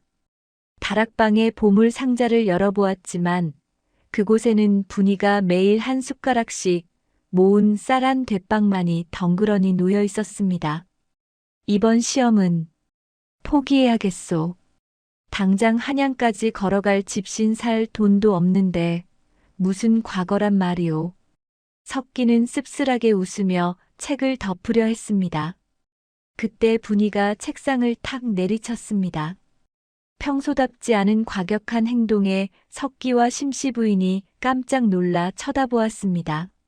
서방님, 지금 돈이 없어 포기하시겠다는 겁니까? 은비녀를 판 어머님의 결심은 어찌하고 죽음의 문턱에서 돌아온 서방님의 다짐은 다 어디 갔습니까? 허나 현실이 그렇지 않소. 내가 날아가기라도 한단 말이오. 돈은 제가 구하겠습니다. 서방님은 그저 글이나 다시 펴십시오. 한양 가는 길에 굶어 죽는 한이 있더라도 떠나셔야 합니다. 분이는 비장한 표정으로 다락방에서 쌀 한 대박이 든 보물 상자를 들고 나왔습니다. 그리고 그것을 들고 마을로 내려갔습니다. 분이가 향한 곳은 주막도 장터도 아니었습니다. 바로 마을 어귀의 커다란 느티나무 아래였습니다. 분이는 느티나무 아래 평상에 상자를 내려놓고 뚜껑을 활짝 열었습니다. 지나가던 마을 사람들이 하나둘 모여들었습니다. 아니, 새댁, 이게 뭔가? 그 소문난 보물 상자인가? 예, 그렇습니다. 이것이 저희 집안을 일으켜 세우고 있는 보물 상자입니다. 사람들은 호기심 어린 눈으로 상자 안을 들여다보았습니다. 하지만 기대와 달리 그 안에는 하얀 쌀 조금만이 들어있을 뿐이었습니다. 사람들은 실망한 기색이 역력했습니다. 에게, 겨우 쌀 한 대박? 금은 보화는 어디 가고? 분이의 눈시울이 붉어졌습니다. 그녀는 떨리는 목소리로 하지만 또렷하게 마을 사람들에게 외쳤습니다. 보시다시피 금은 보화는 없습니다. 하지만 이 쌀은 제 시어머니가 밥을 지을 때마다 배고픔을 참아가며 한 숟가락씩 모은 피와 땀입니다. 그리고 이 텅 빈 공간은 빚쟁이에게 빚을 갚고 병든 남편을 살리기 위해 폐물을 팔아채웠던 우리 가족의 눈물과 사랑이 머물다 간 자리입니다. 마을 사람들은 숙연해졌습니다. 소문으로만 듣던 황금 감나무잎 이야기보다 눈앞에 보이는 이 초라한 쌀 한 대박과 며느리의 진심 어린 호소가 더 가슴을 울렸기 때문입니다. 제 남편이 이번에 과거를 보러 한양에 가야 합니다. 허나 노잣돈이 없어 주저앉으려 합니다. 여러분, 이 쌀을 사주십시오. 죗값을 쳐주지 않으셔도 좋습니다. 그저 남편이 집신 한 켤레 신고 떠날 수 있게만 도와주십시오. 분이는 바닥에 엎드려 큰 절을 올렸습니다. 잠시 정적이 흘렀습니다. 그때 군중 속에서 누군가가 불쑥 튀어나왔습니다. 며칠 전 읍내 장터에서 만났던 박물장수 할머니였습니다. 애구구 딱하기도 하지. 내 비록 장사치지만 자네 시어머니가 옥놀이개를 참고 안 사던 그 독한 마음을 내가 기억하네. 그게 다 아들 잘 되라고 그런 거 아니었겠나. 자, 여기 있네. 박물장수 할머니는 쌈지에서 엽전 몇 잎을 꺼내 상자에 던져 넣었습니다. 땡그랑 맑은 소리가 울려 퍼졌습니다. 그것은 신호탄이었습니다. 최진산의 며느리 효심은 내가 알지. 우리 집 감자라도 좀 가져가게. 내 아들 녀석 입히려고 지은 무명옷인데 석기 도령 입혀보내시게. 한양 바람이 차다던데. 이건 우리 집 씨암 탈기 낳은 달걀일세. 가는 길에 삶아 먹여. 마을 사람들은 너나 할 것 없이 집으로 달려가 쌀이며 돈, 반찬거리를 가져왔습니다. 평소 심씨 부인의 행실이 고약했다면 어림도 없는 일이었을 겁니다. 하지만 지난 100일간 보여준 최진사 댁의 변화, 그리고 분이가 퍼뜨린 황금 감나무 잎의 긍정적인 소문, 결정적으로 위기 앞에서 무너지지 않고 서로를 지키려 했던 가족애가 마을 사람들의 마음을 움직인 것입니다. 순식간에 텅 비어있던 나무 상자가 엽전과 물건들로 가득 찼습니다. 분이는 흐르는 눈물을 닦을 생각도 못하고 연신 고맙습니다. 고맙습니다 하며 절을 했습니다. 그날 저녁 집으로 돌아온 분이는 상자 가득 담긴 마을 사람들의 정성을 석기 앞에 내놓았습니다. 석기와 심씨 부인은 입을 다물지 못했습니다. 아니, 이게 다 웬 것이냐? 마을 사람들이 이걸 다 주더란 말이냐? 어머님 보십시오. 우리가 쌓은 것은 쌀 한 숟가락이었지만 돌아온 것은 쌀 한 가마니의 인심입니다. 이것이 바로 산신령님이 말씀하신 적소성대, 작은 것을 쌓아 큰 것을 이루는 기적 아니겠습니까? 석기는 마을 사람들이 준 엽전 꾸러미와 무명옷을 어루만지며 눈물을 흘렸습니다. 그 무게가 천근만근처럼 무겁게 느껴졌습니다. 그것은 단순한 노잣돈이 아니라 마을 전체가 자신에게 거는 기대와 희망이었기 때문입니다. 부인, 그리고 어머니, 내 반드시 급제하여 돌아오겠소. 이 은혜를 갚기 위해서라도 빈손으로는 절대 돌아오지 않겠소. 다음 날 새벽 안개가 자욱한 고갯길 위로 석기의 뒷모습이 멀어져 갔습니다. 심씨 부인과 분이는 보이지 않을 때까지 손을 흔들며 서 있었습니다. 이제 최진사 댁에는 다시 여자들만 남았습니다. 그리고 다락방의 보물 상자는 또다시 텅 비었습니다. 하지만 예전의 공허함과는 달랐습니다. 이제 상자는 언제든 채울 수 있다는 자신감과 언젠가 저 상자에 금이 환영할 아들이 가져올 관복과 교지를 담겠다는 더 큰 희망으로 가득 차 있었습니다. 그러나 한양으로 떠난 석기에게서는 한 달이 지나고 2달이 지나도 소식이 없었습니다. 과거 시험이 끝났다는 소문이 들려왔지만 합격자 방에는 석기의 이름이 있다는 말도 낙방하여 돌아온다는 말도 들리지 않았습니다. 초조해진 심씨 부인은 다시 예전의 성미가 나오려 꿈틀거렸습니다. 아니, 이 녀석이 시험을 쳤으면 쳤다. 떨어졌으면 온다 기별이라도 있어야 할 것 아니냐. 혹시 한양 가서 딴 마음을 먹은 건 아니겠지? 불안해하는 시어머니를 달래며 분이는 매일 새벽 정화수를 떠놓고 빌었습니다. 그리고 다시 묵묵히 빈 상자에 쌀 한 숟가락을 채워 넣었습니다. 그렇게 계절이 또 한 번 바뀌어 온 산이 붉게 물들 무렵이었습니다. 마을 어귀에서 꽹과리 소리와 함께 요란한 행차 소리가 들려왔습니다. 암행어사 출두야. 가 아니라 신임 사또 행차시다. 사람들은 웅성거리며 길을 비켰습니다.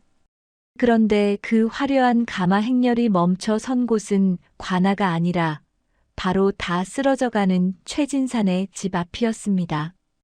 대문이 열리고 관복을 입은 사내가 마당으로 들어섰습니다. 분이와 심씨 부인은 놀라서 툇마루로 뛰쳐나왔습니다.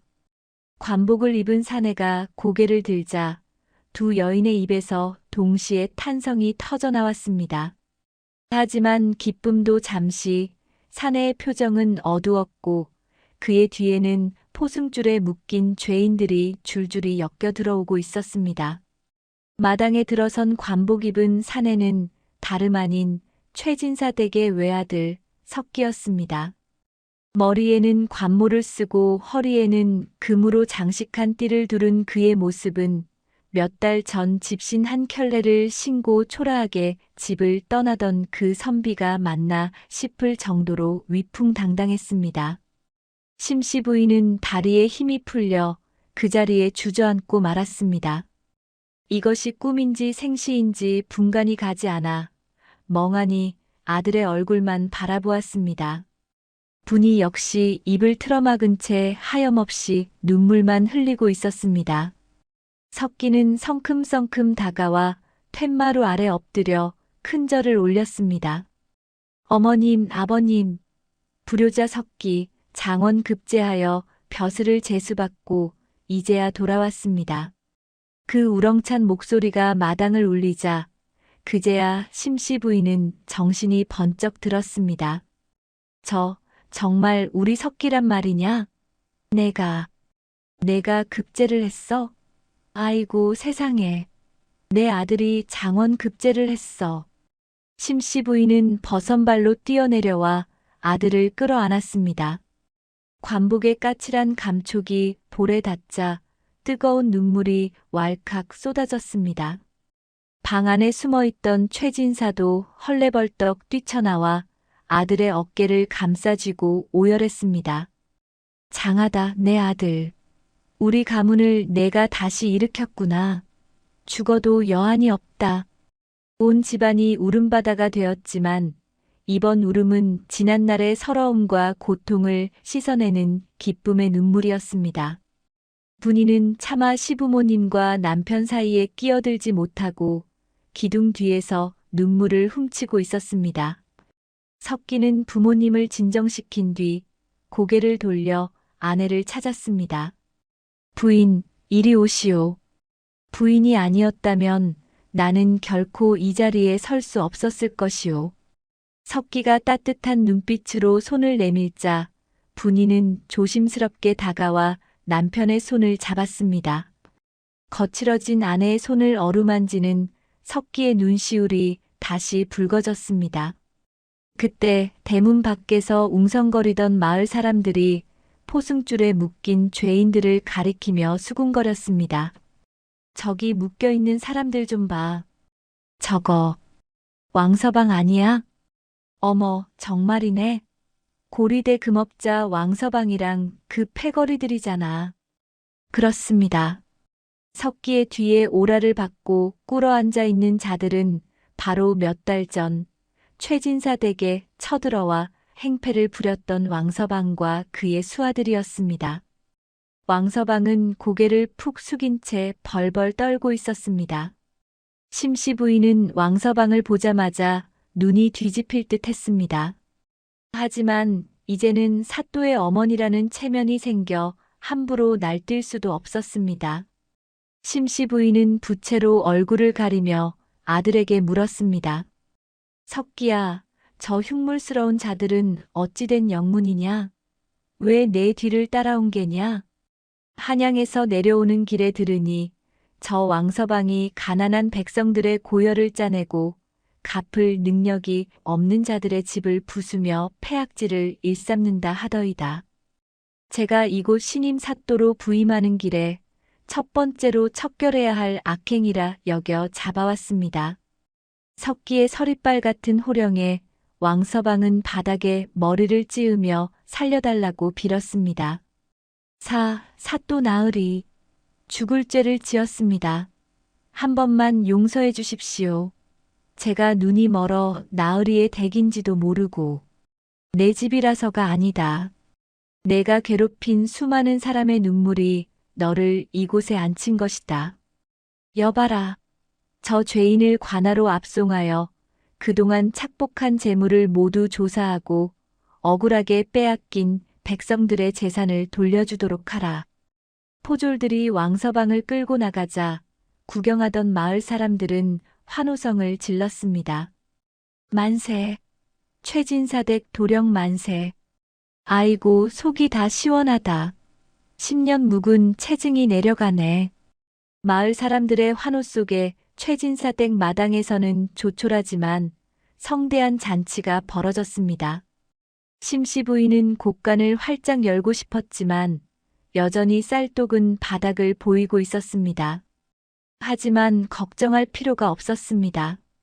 소식을 들은 마을 사람들이 떡이며 고기, 술을 들고 찾아왔기 때문입니다. 최진사 어른 축하드립니다.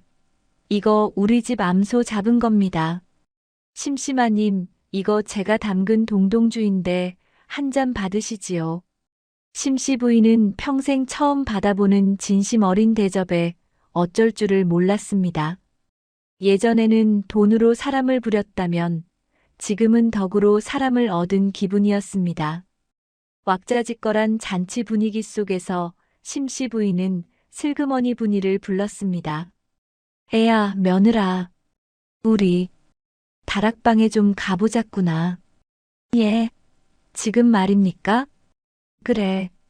이제 석기도 돌아왔고 집안도 폈으니 그 상자를 열어서 산신령님께 감사 인사를 올려야 하지 않겠느냐.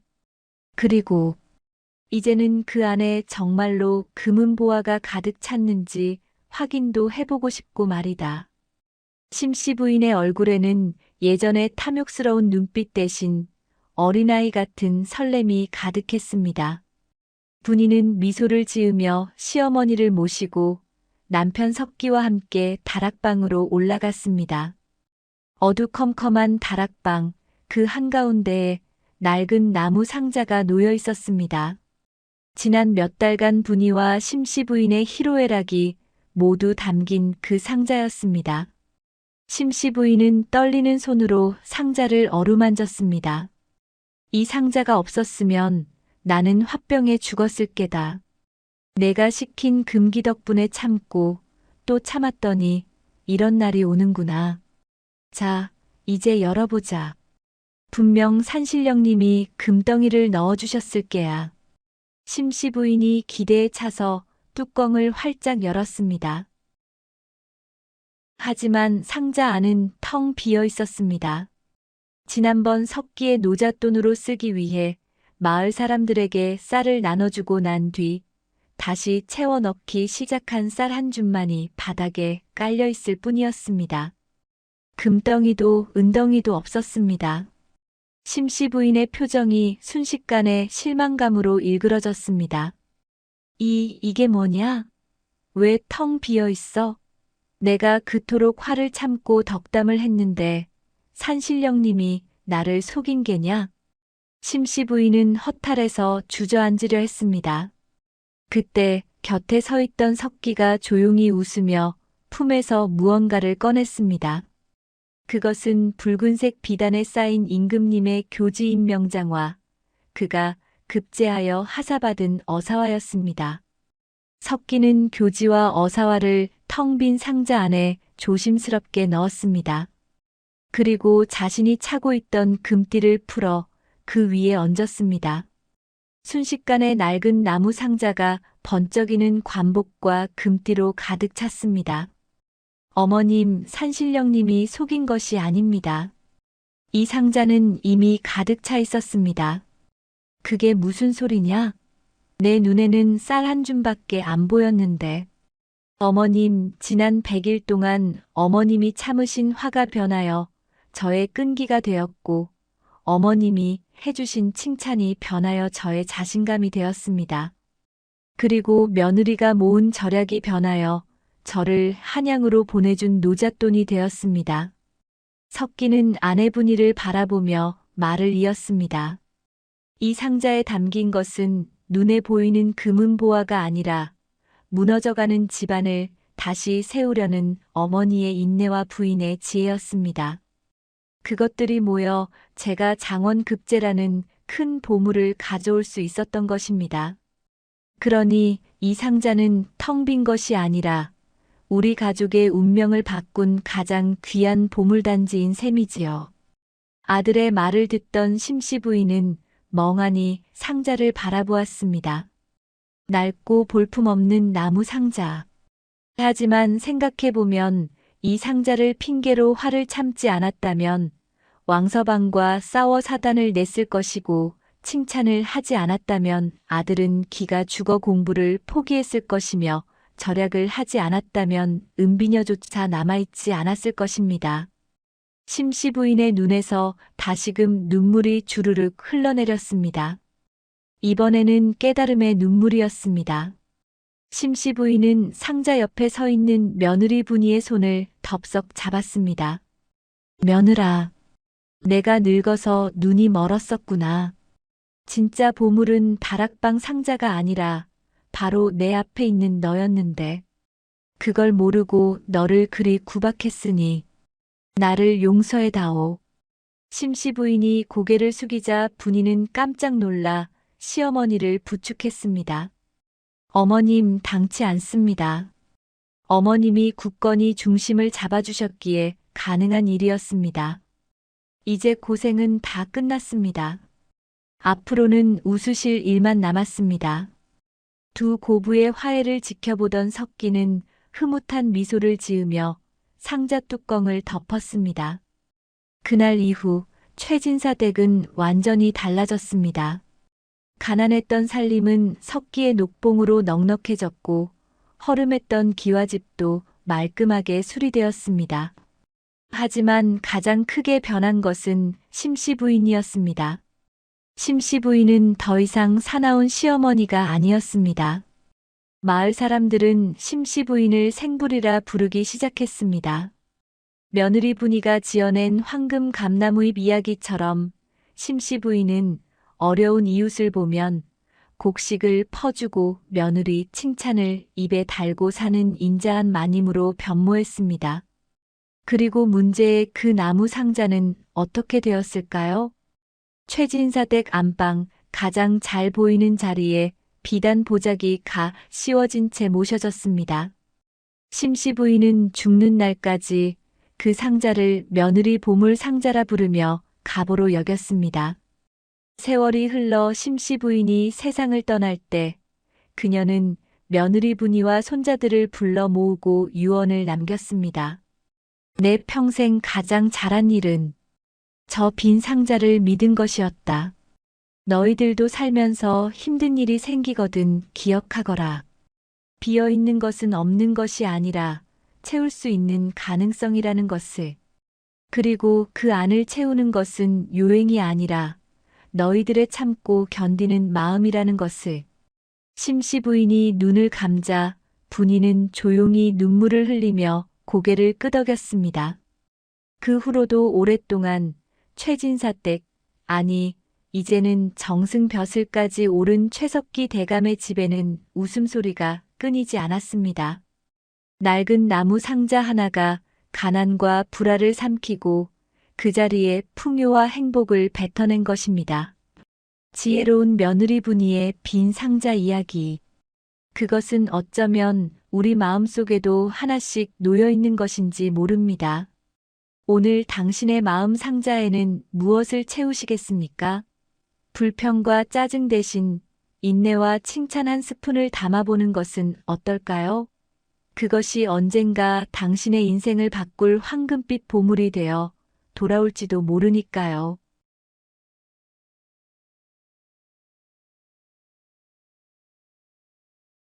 저승사자를 속인 목수. 옛날 아주 먼 옛날 호랑이가 담배 피우고 여우가 둔갑술을 부리던 그 시절 어느 깊은 산골 마을에 박목수라고 불리는 아주 솜씨 좋은 목수가 살고 있었습니다. 이 박목수는 어찌나 손재주가 비상한지 그가 대패질을 한번 하면 거친 나무가 비단결처럼 매끄러워졌고 그가 망치질을 몇 번 하면 비바람이 몰아쳐도 끄떡없는 튼튼한 집 한 채가 뚝딱 만들어졌다고 합니다. 게다가 박목수는 마음씨 또한 고와서 가난한 사람들에게는 돈을 받지 않고 집을 고쳐주기도 하고 다리가 부러진 산짐승을 보면 정성껏 치료해주는 등 마을 사람들에게는 없어서는 안 될 귀한 사람이었습니다. 마을 사람들은 입을 모아 박목수를 칭찬하며 박목수가 지은 집에서 살면 천년만년 무병장수한다라는 소문까지 낼 정도였으니 그의 명성은 고개를 넘어 한양에까지 퍼져나갔습니다. 하지만 하늘은 재주 많은 사람을 시기한다고 했던가요? 박목수에게는 치명적인 불행이 예고되어 있었으니 그것은 바로 30을 넘기지 못하고 요절할 팔자라는 것이었습니다. 박목수가 29이 되던 해 어느 늦가을 저녁이었습니다. 박목수는 마을 부자 최진사 댁의 사랑채를 짓느라 늦게까지 대패질을 하고 있었는데 어디선가 쯧쯧 아까운 놈이로고 인 좋은 솜씨를 두고 저승으로 가야 하니 원통에서 어쩌나 하는 소리가 들려왔습니다. 박목수가 깜짝 놀라 고개를 들어보니 허름한 승복을 입고 삿갓을 눌러쓴 노스님 한 분이 혀를 차며 자기를 내려다보고 있었습니다. 박목수는 불길한 예감이 들어하던 일을 멈추고 스님에게 달려가 넙죽 절을 하며 물었습니다. 스님, 그게 무슨 말씀이십니까? 제가 저승으로 가다니요. 그러자 스님은 깊은 한숨을 내쉬며 자네 얼굴에 죽음의 그림자가 짙게 드리워져 있네. 이번 달 금음을 넘기기 힘들 것이야. 저승사자가 이미 자네 이름을 명부에 적어놓고 데려갈 채비를 하고 있어라고 말하는 것이 아니겠습니까? 박목수는 눈앞이 캄캄해지고 다리에 힘이 풀려 그 자리에 주저앉고 말았습니다. 아직 장가도 못 가고 홀로 계신 노모를 모시고 사는 처지에 이대로 죽을 수는 없었습니다. 박목수는 스님의 바짓가랑이를 붙잡고 애원했습니다. 스님, 제발 살려주십시오. 저는 홀어머니를 모시고 살아야 합니다. 제가 죽으면 저희 어머니는 굶어 죽습니다. 제발 살 방도를 알려주십시오. 박목수의 효심과 간절함에 마음이 움직인 스님은 한참 동안 박목수를 바라보다가 품속에서 낡은 부적 하나를 꺼내주며 은밀하게 입을 열었습니다. 운명을 거스르는 일은 천벌을 받을 수도 있는 일이나 자네의 효심이 갸륵하여 내 특별히 알려주겠네. 오늘 밤 자정이 되면 저승사자가 자네 집으로 찾아올 걸세. 그 사자는 먼 길을 오느라 몹시 배가 고프고 목이 마를 것이니 자네는 지금 당장 장터로 가서 제일 좋은 술과 고기를 사다가 상을 차려놓게. 박목수는 스님의 말 한마디 한마디를 놓칠세라 귀담아 들었습니다. 스님은 계속해서 말을 이었습니다. 상을 차리되 절대 자네가 누구인지 밝히지 말고 그저 지나가는 나그네를 대접하듯 정성껏 모셔야 하네. 사자가 배불리 먹고 기분이 좋아지면 그때 자네의 사정을 이야기하고 살려달라고 빌어보게. 저승사자도 본래 사람이었으니 인정에 약할 걸세. 말을 마친 스님은 호련히 어둠 속으로 사라졌습니다. 박목수는 정신을 차릴 새도 없이 곧바로 장터로 달려갔습니다. 가진 돈을 탈탈 털어 기름진 쇠고기와 닭고기 그리고 향이 좋은 최고급 술을 샀습니다. 집으로 돌아온 박목수는 어머니가 깨지 않도록 조심하며 마당 평상 위에 상다리가 휘어지도록 음식을 차렸습니다. 고기는 노릇노릇하게 굽고 술은 따뜻하게 데워 향긋한 냄새가 온 마당에 진동하게 했습니다. 박목수는 마루 밑 어두운 곳에 숨어서 가슴을 졸이며 자정이 되기를 기다렸습니다.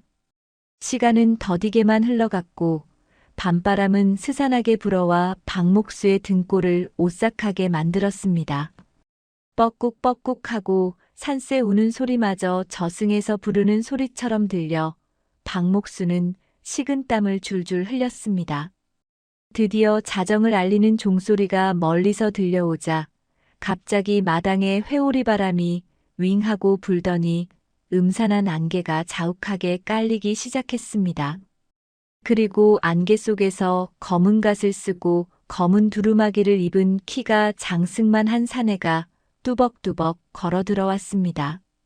그 사내의 얼굴은 창백하기가 밀가루 같았고 눈은 퀭하니 깊어서 쳐다보기만 해도 오금이 저릴 지경이었습니다. 그가 바로 저승사자였습니다. 저승사자는 대문을 들어서자마자 코를 킁킁거리며 냄새를 맡았습니다. 어허, 이게 무슨 맛있는 냄새냐. 먼 길 오느라 배가 가죽에 붙을 지경인데 어디서 이런 진수성찬 냄새가 나는고. 저승사자는 평상 위에 차려진 술상을 발견하고는 눈이 휘둥그레졌습니다. 갓 구운 고기와 김이 모락모락 나는 술이 그를 유혹하고 있었으니까요. 저승사자는 주위를 두리번거리며 주인을 찾았지만 마당에는 아무도 없었습니다. 이보시오 주인장 계시오. 지나가는 나그네인데 목 좀 축이고 가도 되겠소. 저승사자가 불렀지만 박목수는 숨죽인 채 대답하지 않았습니다. 배고픔을 참지 못한 저승사자는 에라 모르겠다. 주인이 없으면 나중에 갚으면 되지. 일단 먹고 보자 하며 상 앞에 털썩 주저앉았습니다. 저승사자는 체면도 잊은 채 허겁지겁 고기를 집어먹고 술을 벌컥벌컥 들이켰습니다.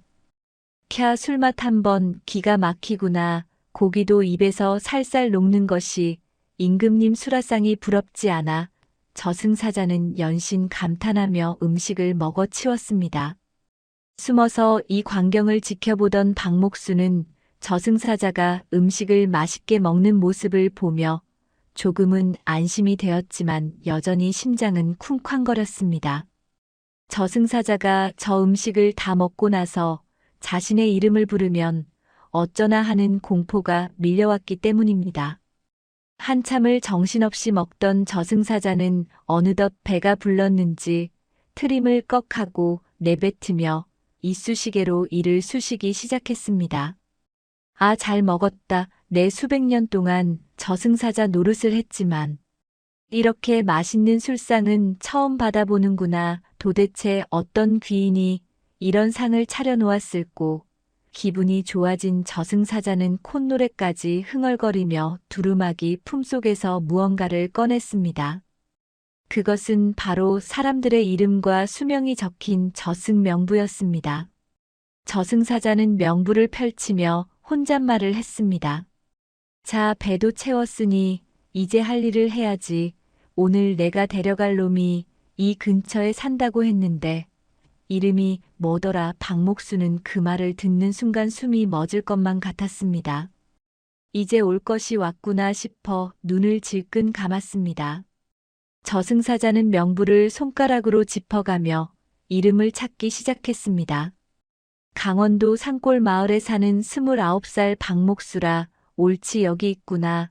저승사자가 자신의 이름을 부르자 박목수는 더 이상 숨어 있을 수가 없었습니다. 지금이 아니면 기회가 없다는 생각에 박목수는 마루 밑에서 기어나와 저승사자 앞으로 달려나가 넙죽 엎드렸습니다. 갑자기 사람이 튀어나오자 저승사자는 깜짝 놀라 뒤로 넘어질 뻔했습니다. 아이고 깜짝이야. 너는 누구냐? 귀신이냐? 사람이냐? 저승사자가 놀란 가슴을 쓸어내리며 묻자 박목수는 바닥에 머리를 찌으며 울먹였습니다. 날이 죽을 죄를 지었습니다.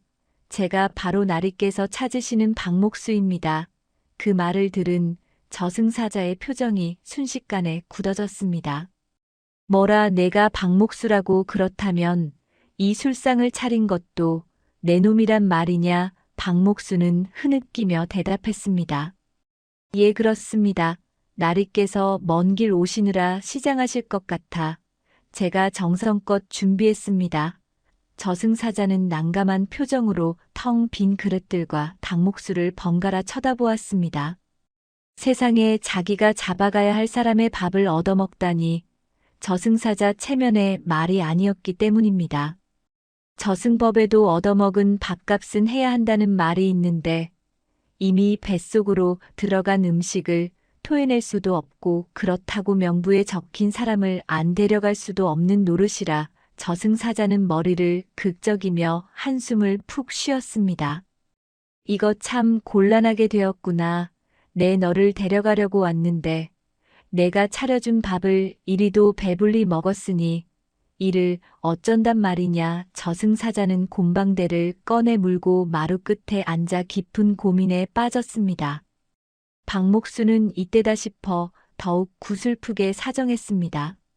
날이 제발 한 번만 봐주십시오. 저는 늙으신 어머니를 모시고 사는 외아들입니다. 제가 없으면 어머니는 당장 굶어 돌아가십니다. 부디 저를 불쌍히 여기셔서 수명을 조금만이라도 늘려주십시오. 박목수는 이마에서 피가 날 정도로 땅에 머리를 조아렸습니다. 저승사자는 박목수의 효심과 정성에 마음이 흔들렸습니다. 게다가 배가 부르고 술기운이 오르니 마음이 한결 너그러워진 것도 사실이었습니다. 하지만 명부에 적힌 운명을 마음대로 바꾸는 것은 저승사자로서도 큰 모험이었습니다. 만약 염라대왕님이 알기라도 한다면 저승사자 자리를 내놓아야 할지도 모르는 일이었으니까요. 저승사자는 한참 동안 박목수를 내려다보다가 결심한 듯 명부를 다시 펼쳤습니다. 에라 모르겠다. 얻어먹은 밥값은 해야지. 내 너의 정성을 봐서 이번만 특별히 눈 감아주마. 하지만 그냥은 안 된다. 명부를 고쳐야 하는데. 이게 보통 일이 아니란 말이다. 저승사자는 붓을 꺼내 들고 박목수의 이름이 적힌 페이지를 뚫어지게 쳐다보았습니다. 명부에는 박목수 향년 29세라고 또렷하게 적혀 있었습니다. 저승사자는 잠시 고민하더니 붓을 들어 획을 하나 그으려고 했습니다. 그때였습니다. 어디선가 닭 울음소리가 꽃기호하고 들려왔습니다. 새벽이 오고 있다는 신호였습니다. 저승사자는 화들짝 놀라며 아니 벌써 시간이 이렇게 되었나 해가 뜨기 전에 돌아가야 하는데 큰일이로구나 하며 서둘러 붓을 움직였습니다.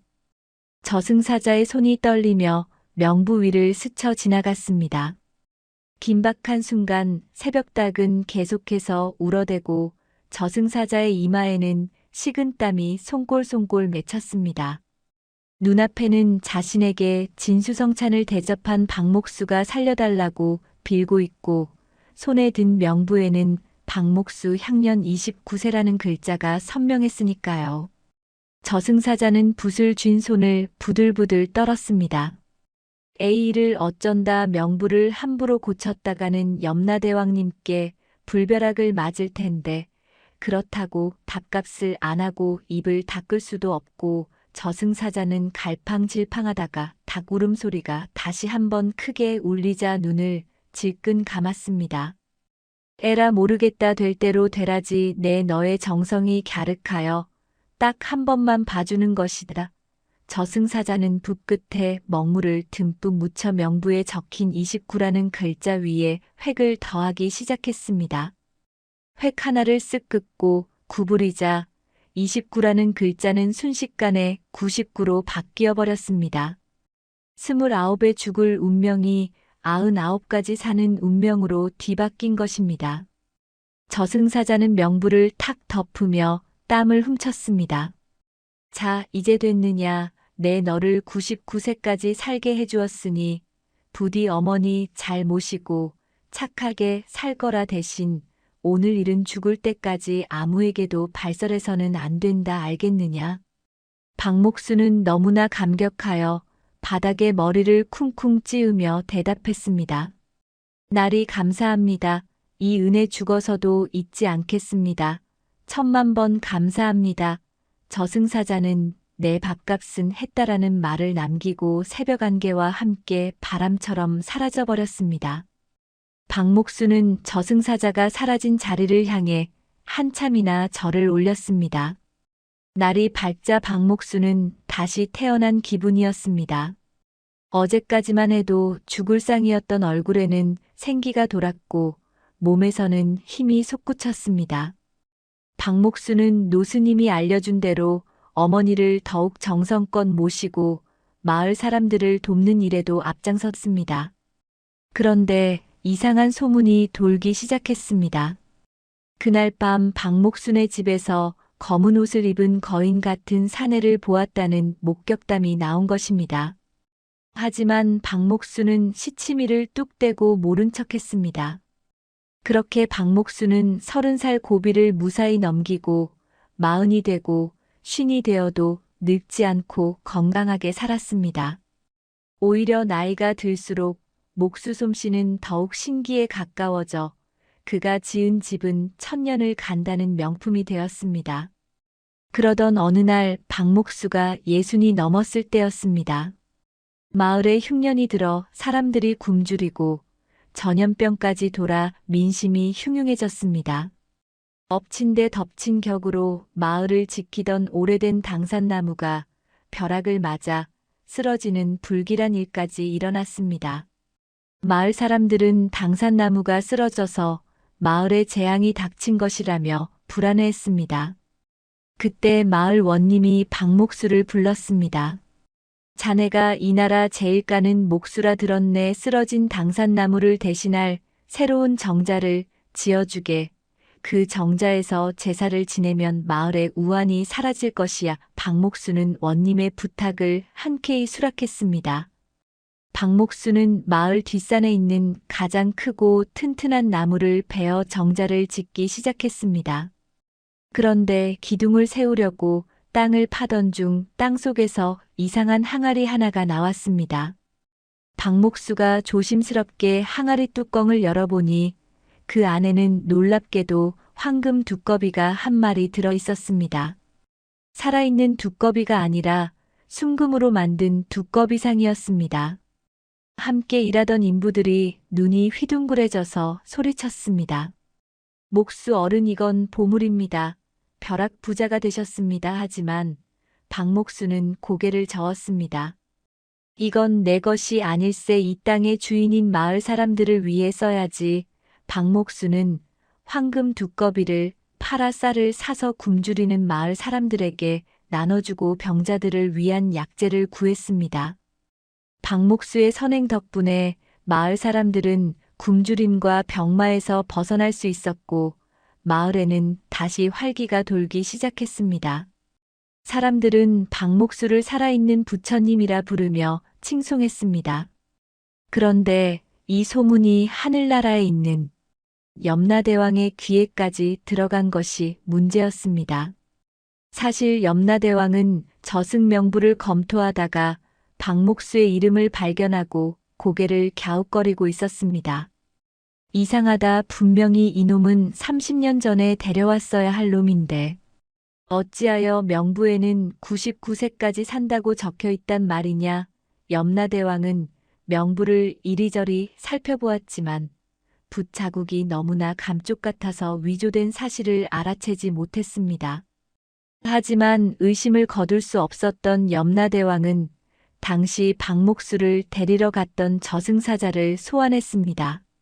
이복의 사자야, 30년 전 강원도 산골의 박목수를 기억하느냐? 그때 내가 빈손으로 돌아오지 않았더냐? 저승사자는 가슴이 철렁 내려앉았습니다. 올 것이 왔구나 싶었지만 겉으로는 태어난 척했습니다. 예, 대왕님 기억합니다. 그때 가보니 박목수라는 자가 없어서 허탕을 치고 돌아왔었지요. 아마 동명이인이었나 봅니다. 저승사자는 뻔뻔하게 거짓말을 했습니다. 하지만 염라대왕은 호락호락한 분이 아니었습니다. 그래, 그렇다면 지금 당장 이승으로 내려가서 그 박목수라는 자를 다시 잡아오너라. 내 직접 눈으로 확인해야겠다. 저승사자는 난처해졌습니다. 자신이 살려준 사람을 다시 잡으러 가야 하다니, 게다가 박목수는 이제 늙은이가 되었을 텐데 얼굴이나 알아볼 수 있을지 걱정이었습니다. 하지만 어명을 거역할 수는 없었기에 저승사자는 다시 이승으로 내려올 수밖에 없었습니다. 다시 이승에 내려온 저승사자는 박목수가 살던 마을을 찾았습니다. 30년이란 세월이 흘러 마을 풍경은 많이 변해 있었습니다. 저승사자는 지나가는 아이에게 물었습니다. 얘야, 혹시 이 마을에 박목수라는 노인이 살고 있느냐? 아이는 손가락으로 저 멀리 으리으리한 기와집을 가리켰습니다. 저기 저 집이 박목수 할아버지 댁이에요. 우리 마을에서 제일 가는 부자시고 착한 분이세요. 저승사자는 으리으리한 기와집을 보고 깜짝 놀랐습니다. 아니, 30년 전에는 초가집에 살던 가난뱅이가 어찌 저렇게 큰 부자가 되었을꼬. 내 덕분에 오래 살아서 돈을 많이 벌었나 보구나. 저승사자는 묘한 배신감과 뿌듯함을 동시에 느끼며 박목수의 집으로 향했습니다. 박목수의 집 대문 앞에는 사람들이 줄을 서 있었습니다. 모두 박목수에게 도움을 받으러 온 사람들이었습니다. 저승사자는 사람들 틈에 섞여 집 안으로 들어갔습니다. 마당 한가운데에는 백발이 성성한 노인이 인자한 미소를 지으며 사람들에게 쌀을 나눠주고 있었습니다. 그가 바로 박목수였습니다. 비록 주름은 늘었지만 30년 전 자신에게 술상을 차려주던 그 선한 눈매는 그대로였습니다. 저승사자는 박목수 앞으로 다가가 불쑥 물었습니다. 이보시오 박목수 영감, 나를 알아보겠소. 박목수는 고개를 들어 저승사자를 쳐다보았습니다.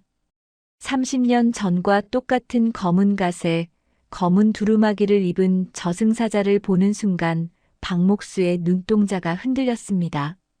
아무리 세월이 흘러도 자신을 살려준 은인을 잊을 리가 없었으니까요.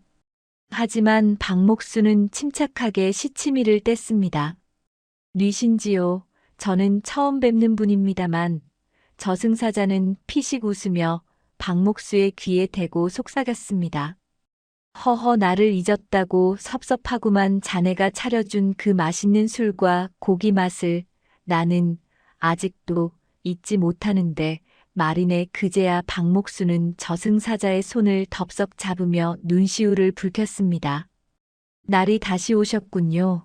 어서 안으로 드십시오. 박목수는 급히 사랑방으로 저승사자를 모셨습니다. 그리고 30년 전처럼, 아니, 그보다 더 풍성하게 술상을 차려내왔습니다. 나리 덕분에 제가 이만큼 살았습니다. 이 은혜를 어찌 다 갚겠습니까? 박목수는 큰 절을 올렸습니다. 저승사자는 술잔을 기울이며 껄껄 웃었습니다. 자네가 잘 살고 있는 걸 보니 내 마음이 좋구먼. 그런데 큰일이 났네. 염라대왕님께서 자네를 의심하고 계셔. 나보고 자네를 잡아오라고 하셨네. 청천벽력 같은 소리에 박목수는 털썩 주저앉았습니다. 아니, 그게 무슨 말씀이십니까? 제가 또 죽을 운명이란 말입니까? 저승사자는 심각한 표정으로 고개를 끄덕였습니다. 이번에는 꼼짝없이 잡혀갈 판이네. 하지만 자네가 그동안 쌓은 덕이 많고 나에게 베푼 정성도 있으니 내 한 번 더 도와주겠네. 저승사자는 박목수에게 귓속말로 은밀한 작전을 일러주었습니다. 저승사자가 박목수에게 귓속말로 알려준 비책은 실로 기상천외한 것이었습니다. 이복의 염라대왕님은 의심이 많으셔서 자네가 99세까지 산다는 명부를 보고도 직접 확인하려 하실 걸세. 그러니 이번에는 자네가 죽은 척을 해야 하네. 박목수는 눈이 휘둥그레졌습니다. 죽은 척이라니요. 어떻게 말입니까? 저승사자는 품속에서 하얀 가루가 든 작은 병을 꺼내주었습니다. 이것은 가사약이라는 것인데 이것을 먹으면 사흘 동안 숨이 멎고 맥박이 멈춰 시체처럼 변하게 되네. 자네가 죽었다고 소문이 나고 장례를 치르는 척하면 염라대왕님도 의심을 거두실 걸세. 박목수는 덜컥 겁이 났지만 다른 방도가 없었습니다. 저승사자는 신신당부했습니다.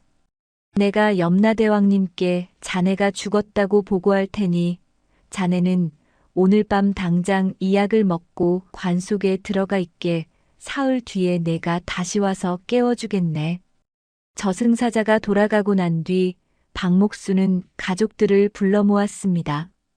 그리고 자초지종을 설명한 뒤 비장한 표정으로 약을 삼켰습니다.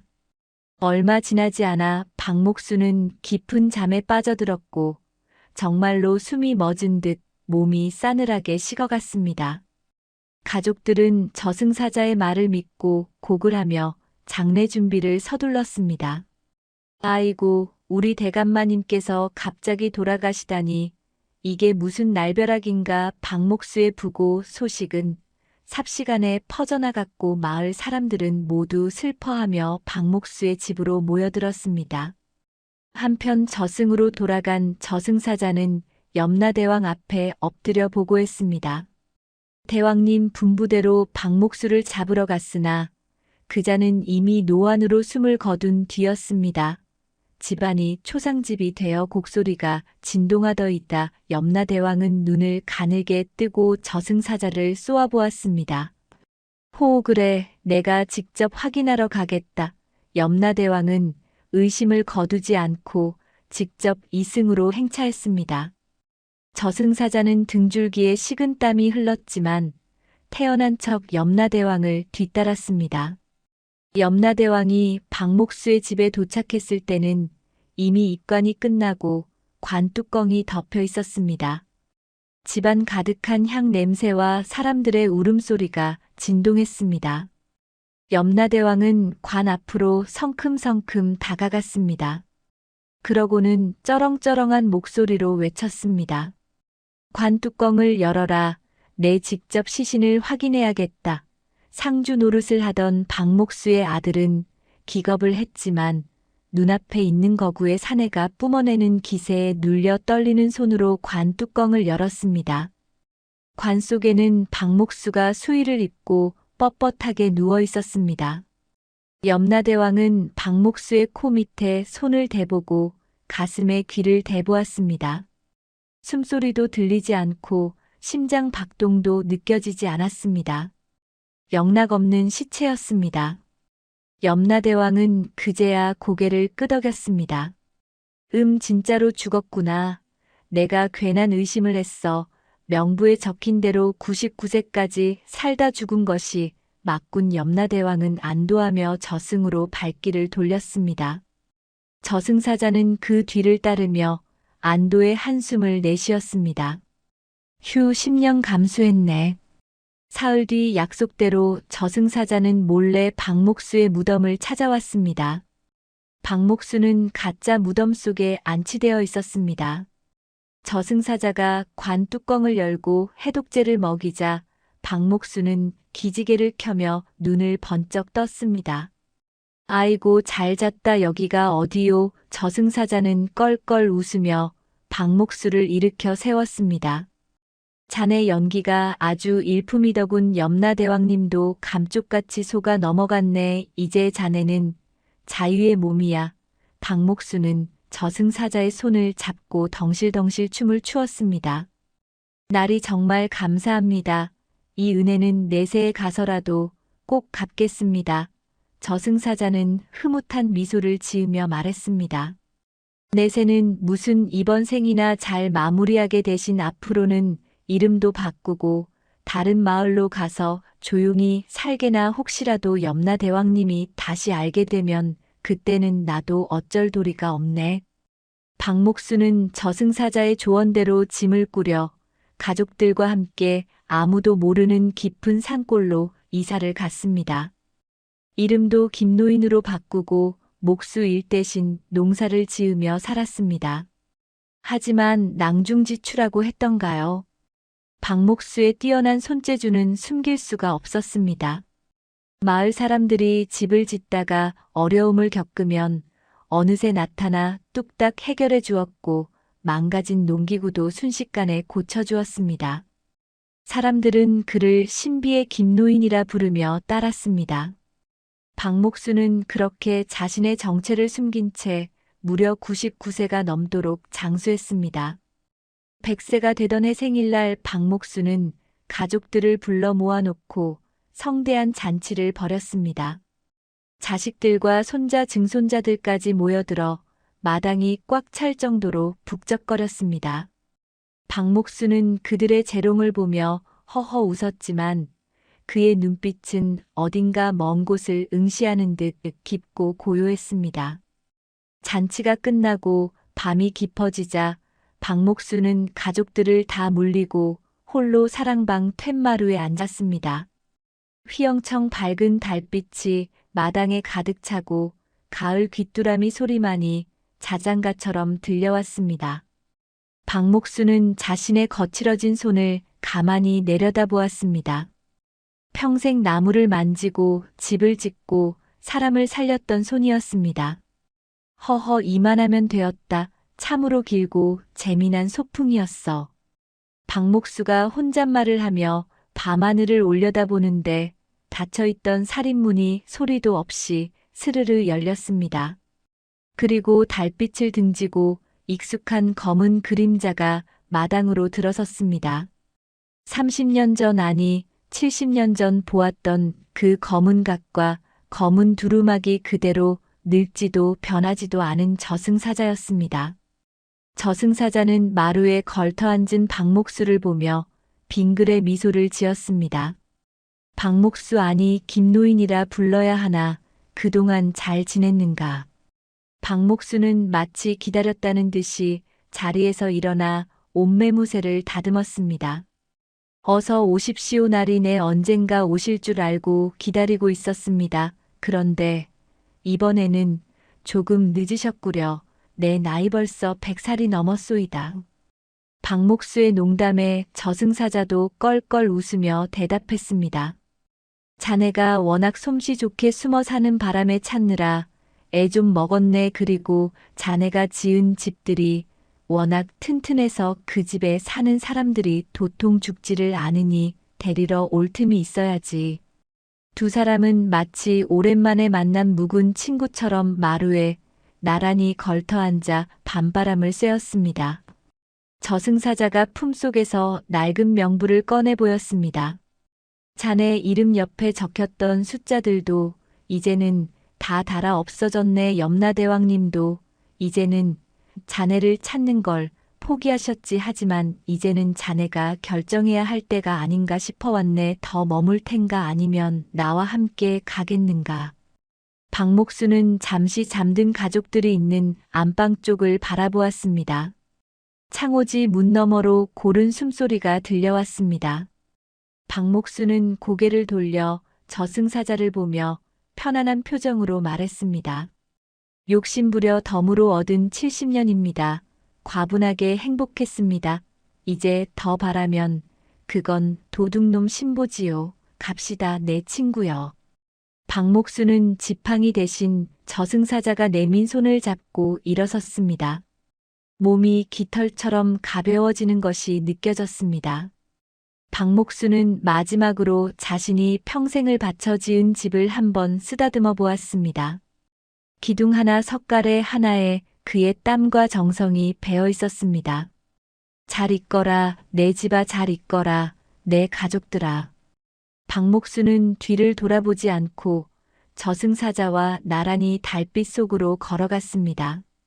두 사람의 뒷모습은 안개처럼 흐릿해지더니 이내 밤바람 속으로 흩어져 사라졌습니다.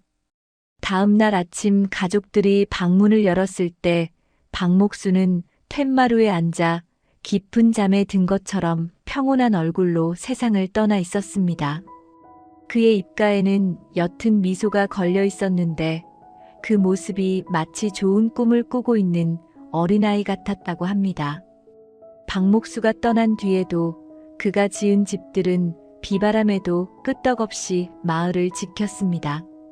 마을 사람들은 오래된 정자나무 아래에 앉아 바람이 불 때마다 들려오는 소리에 귀를 기울였습니다.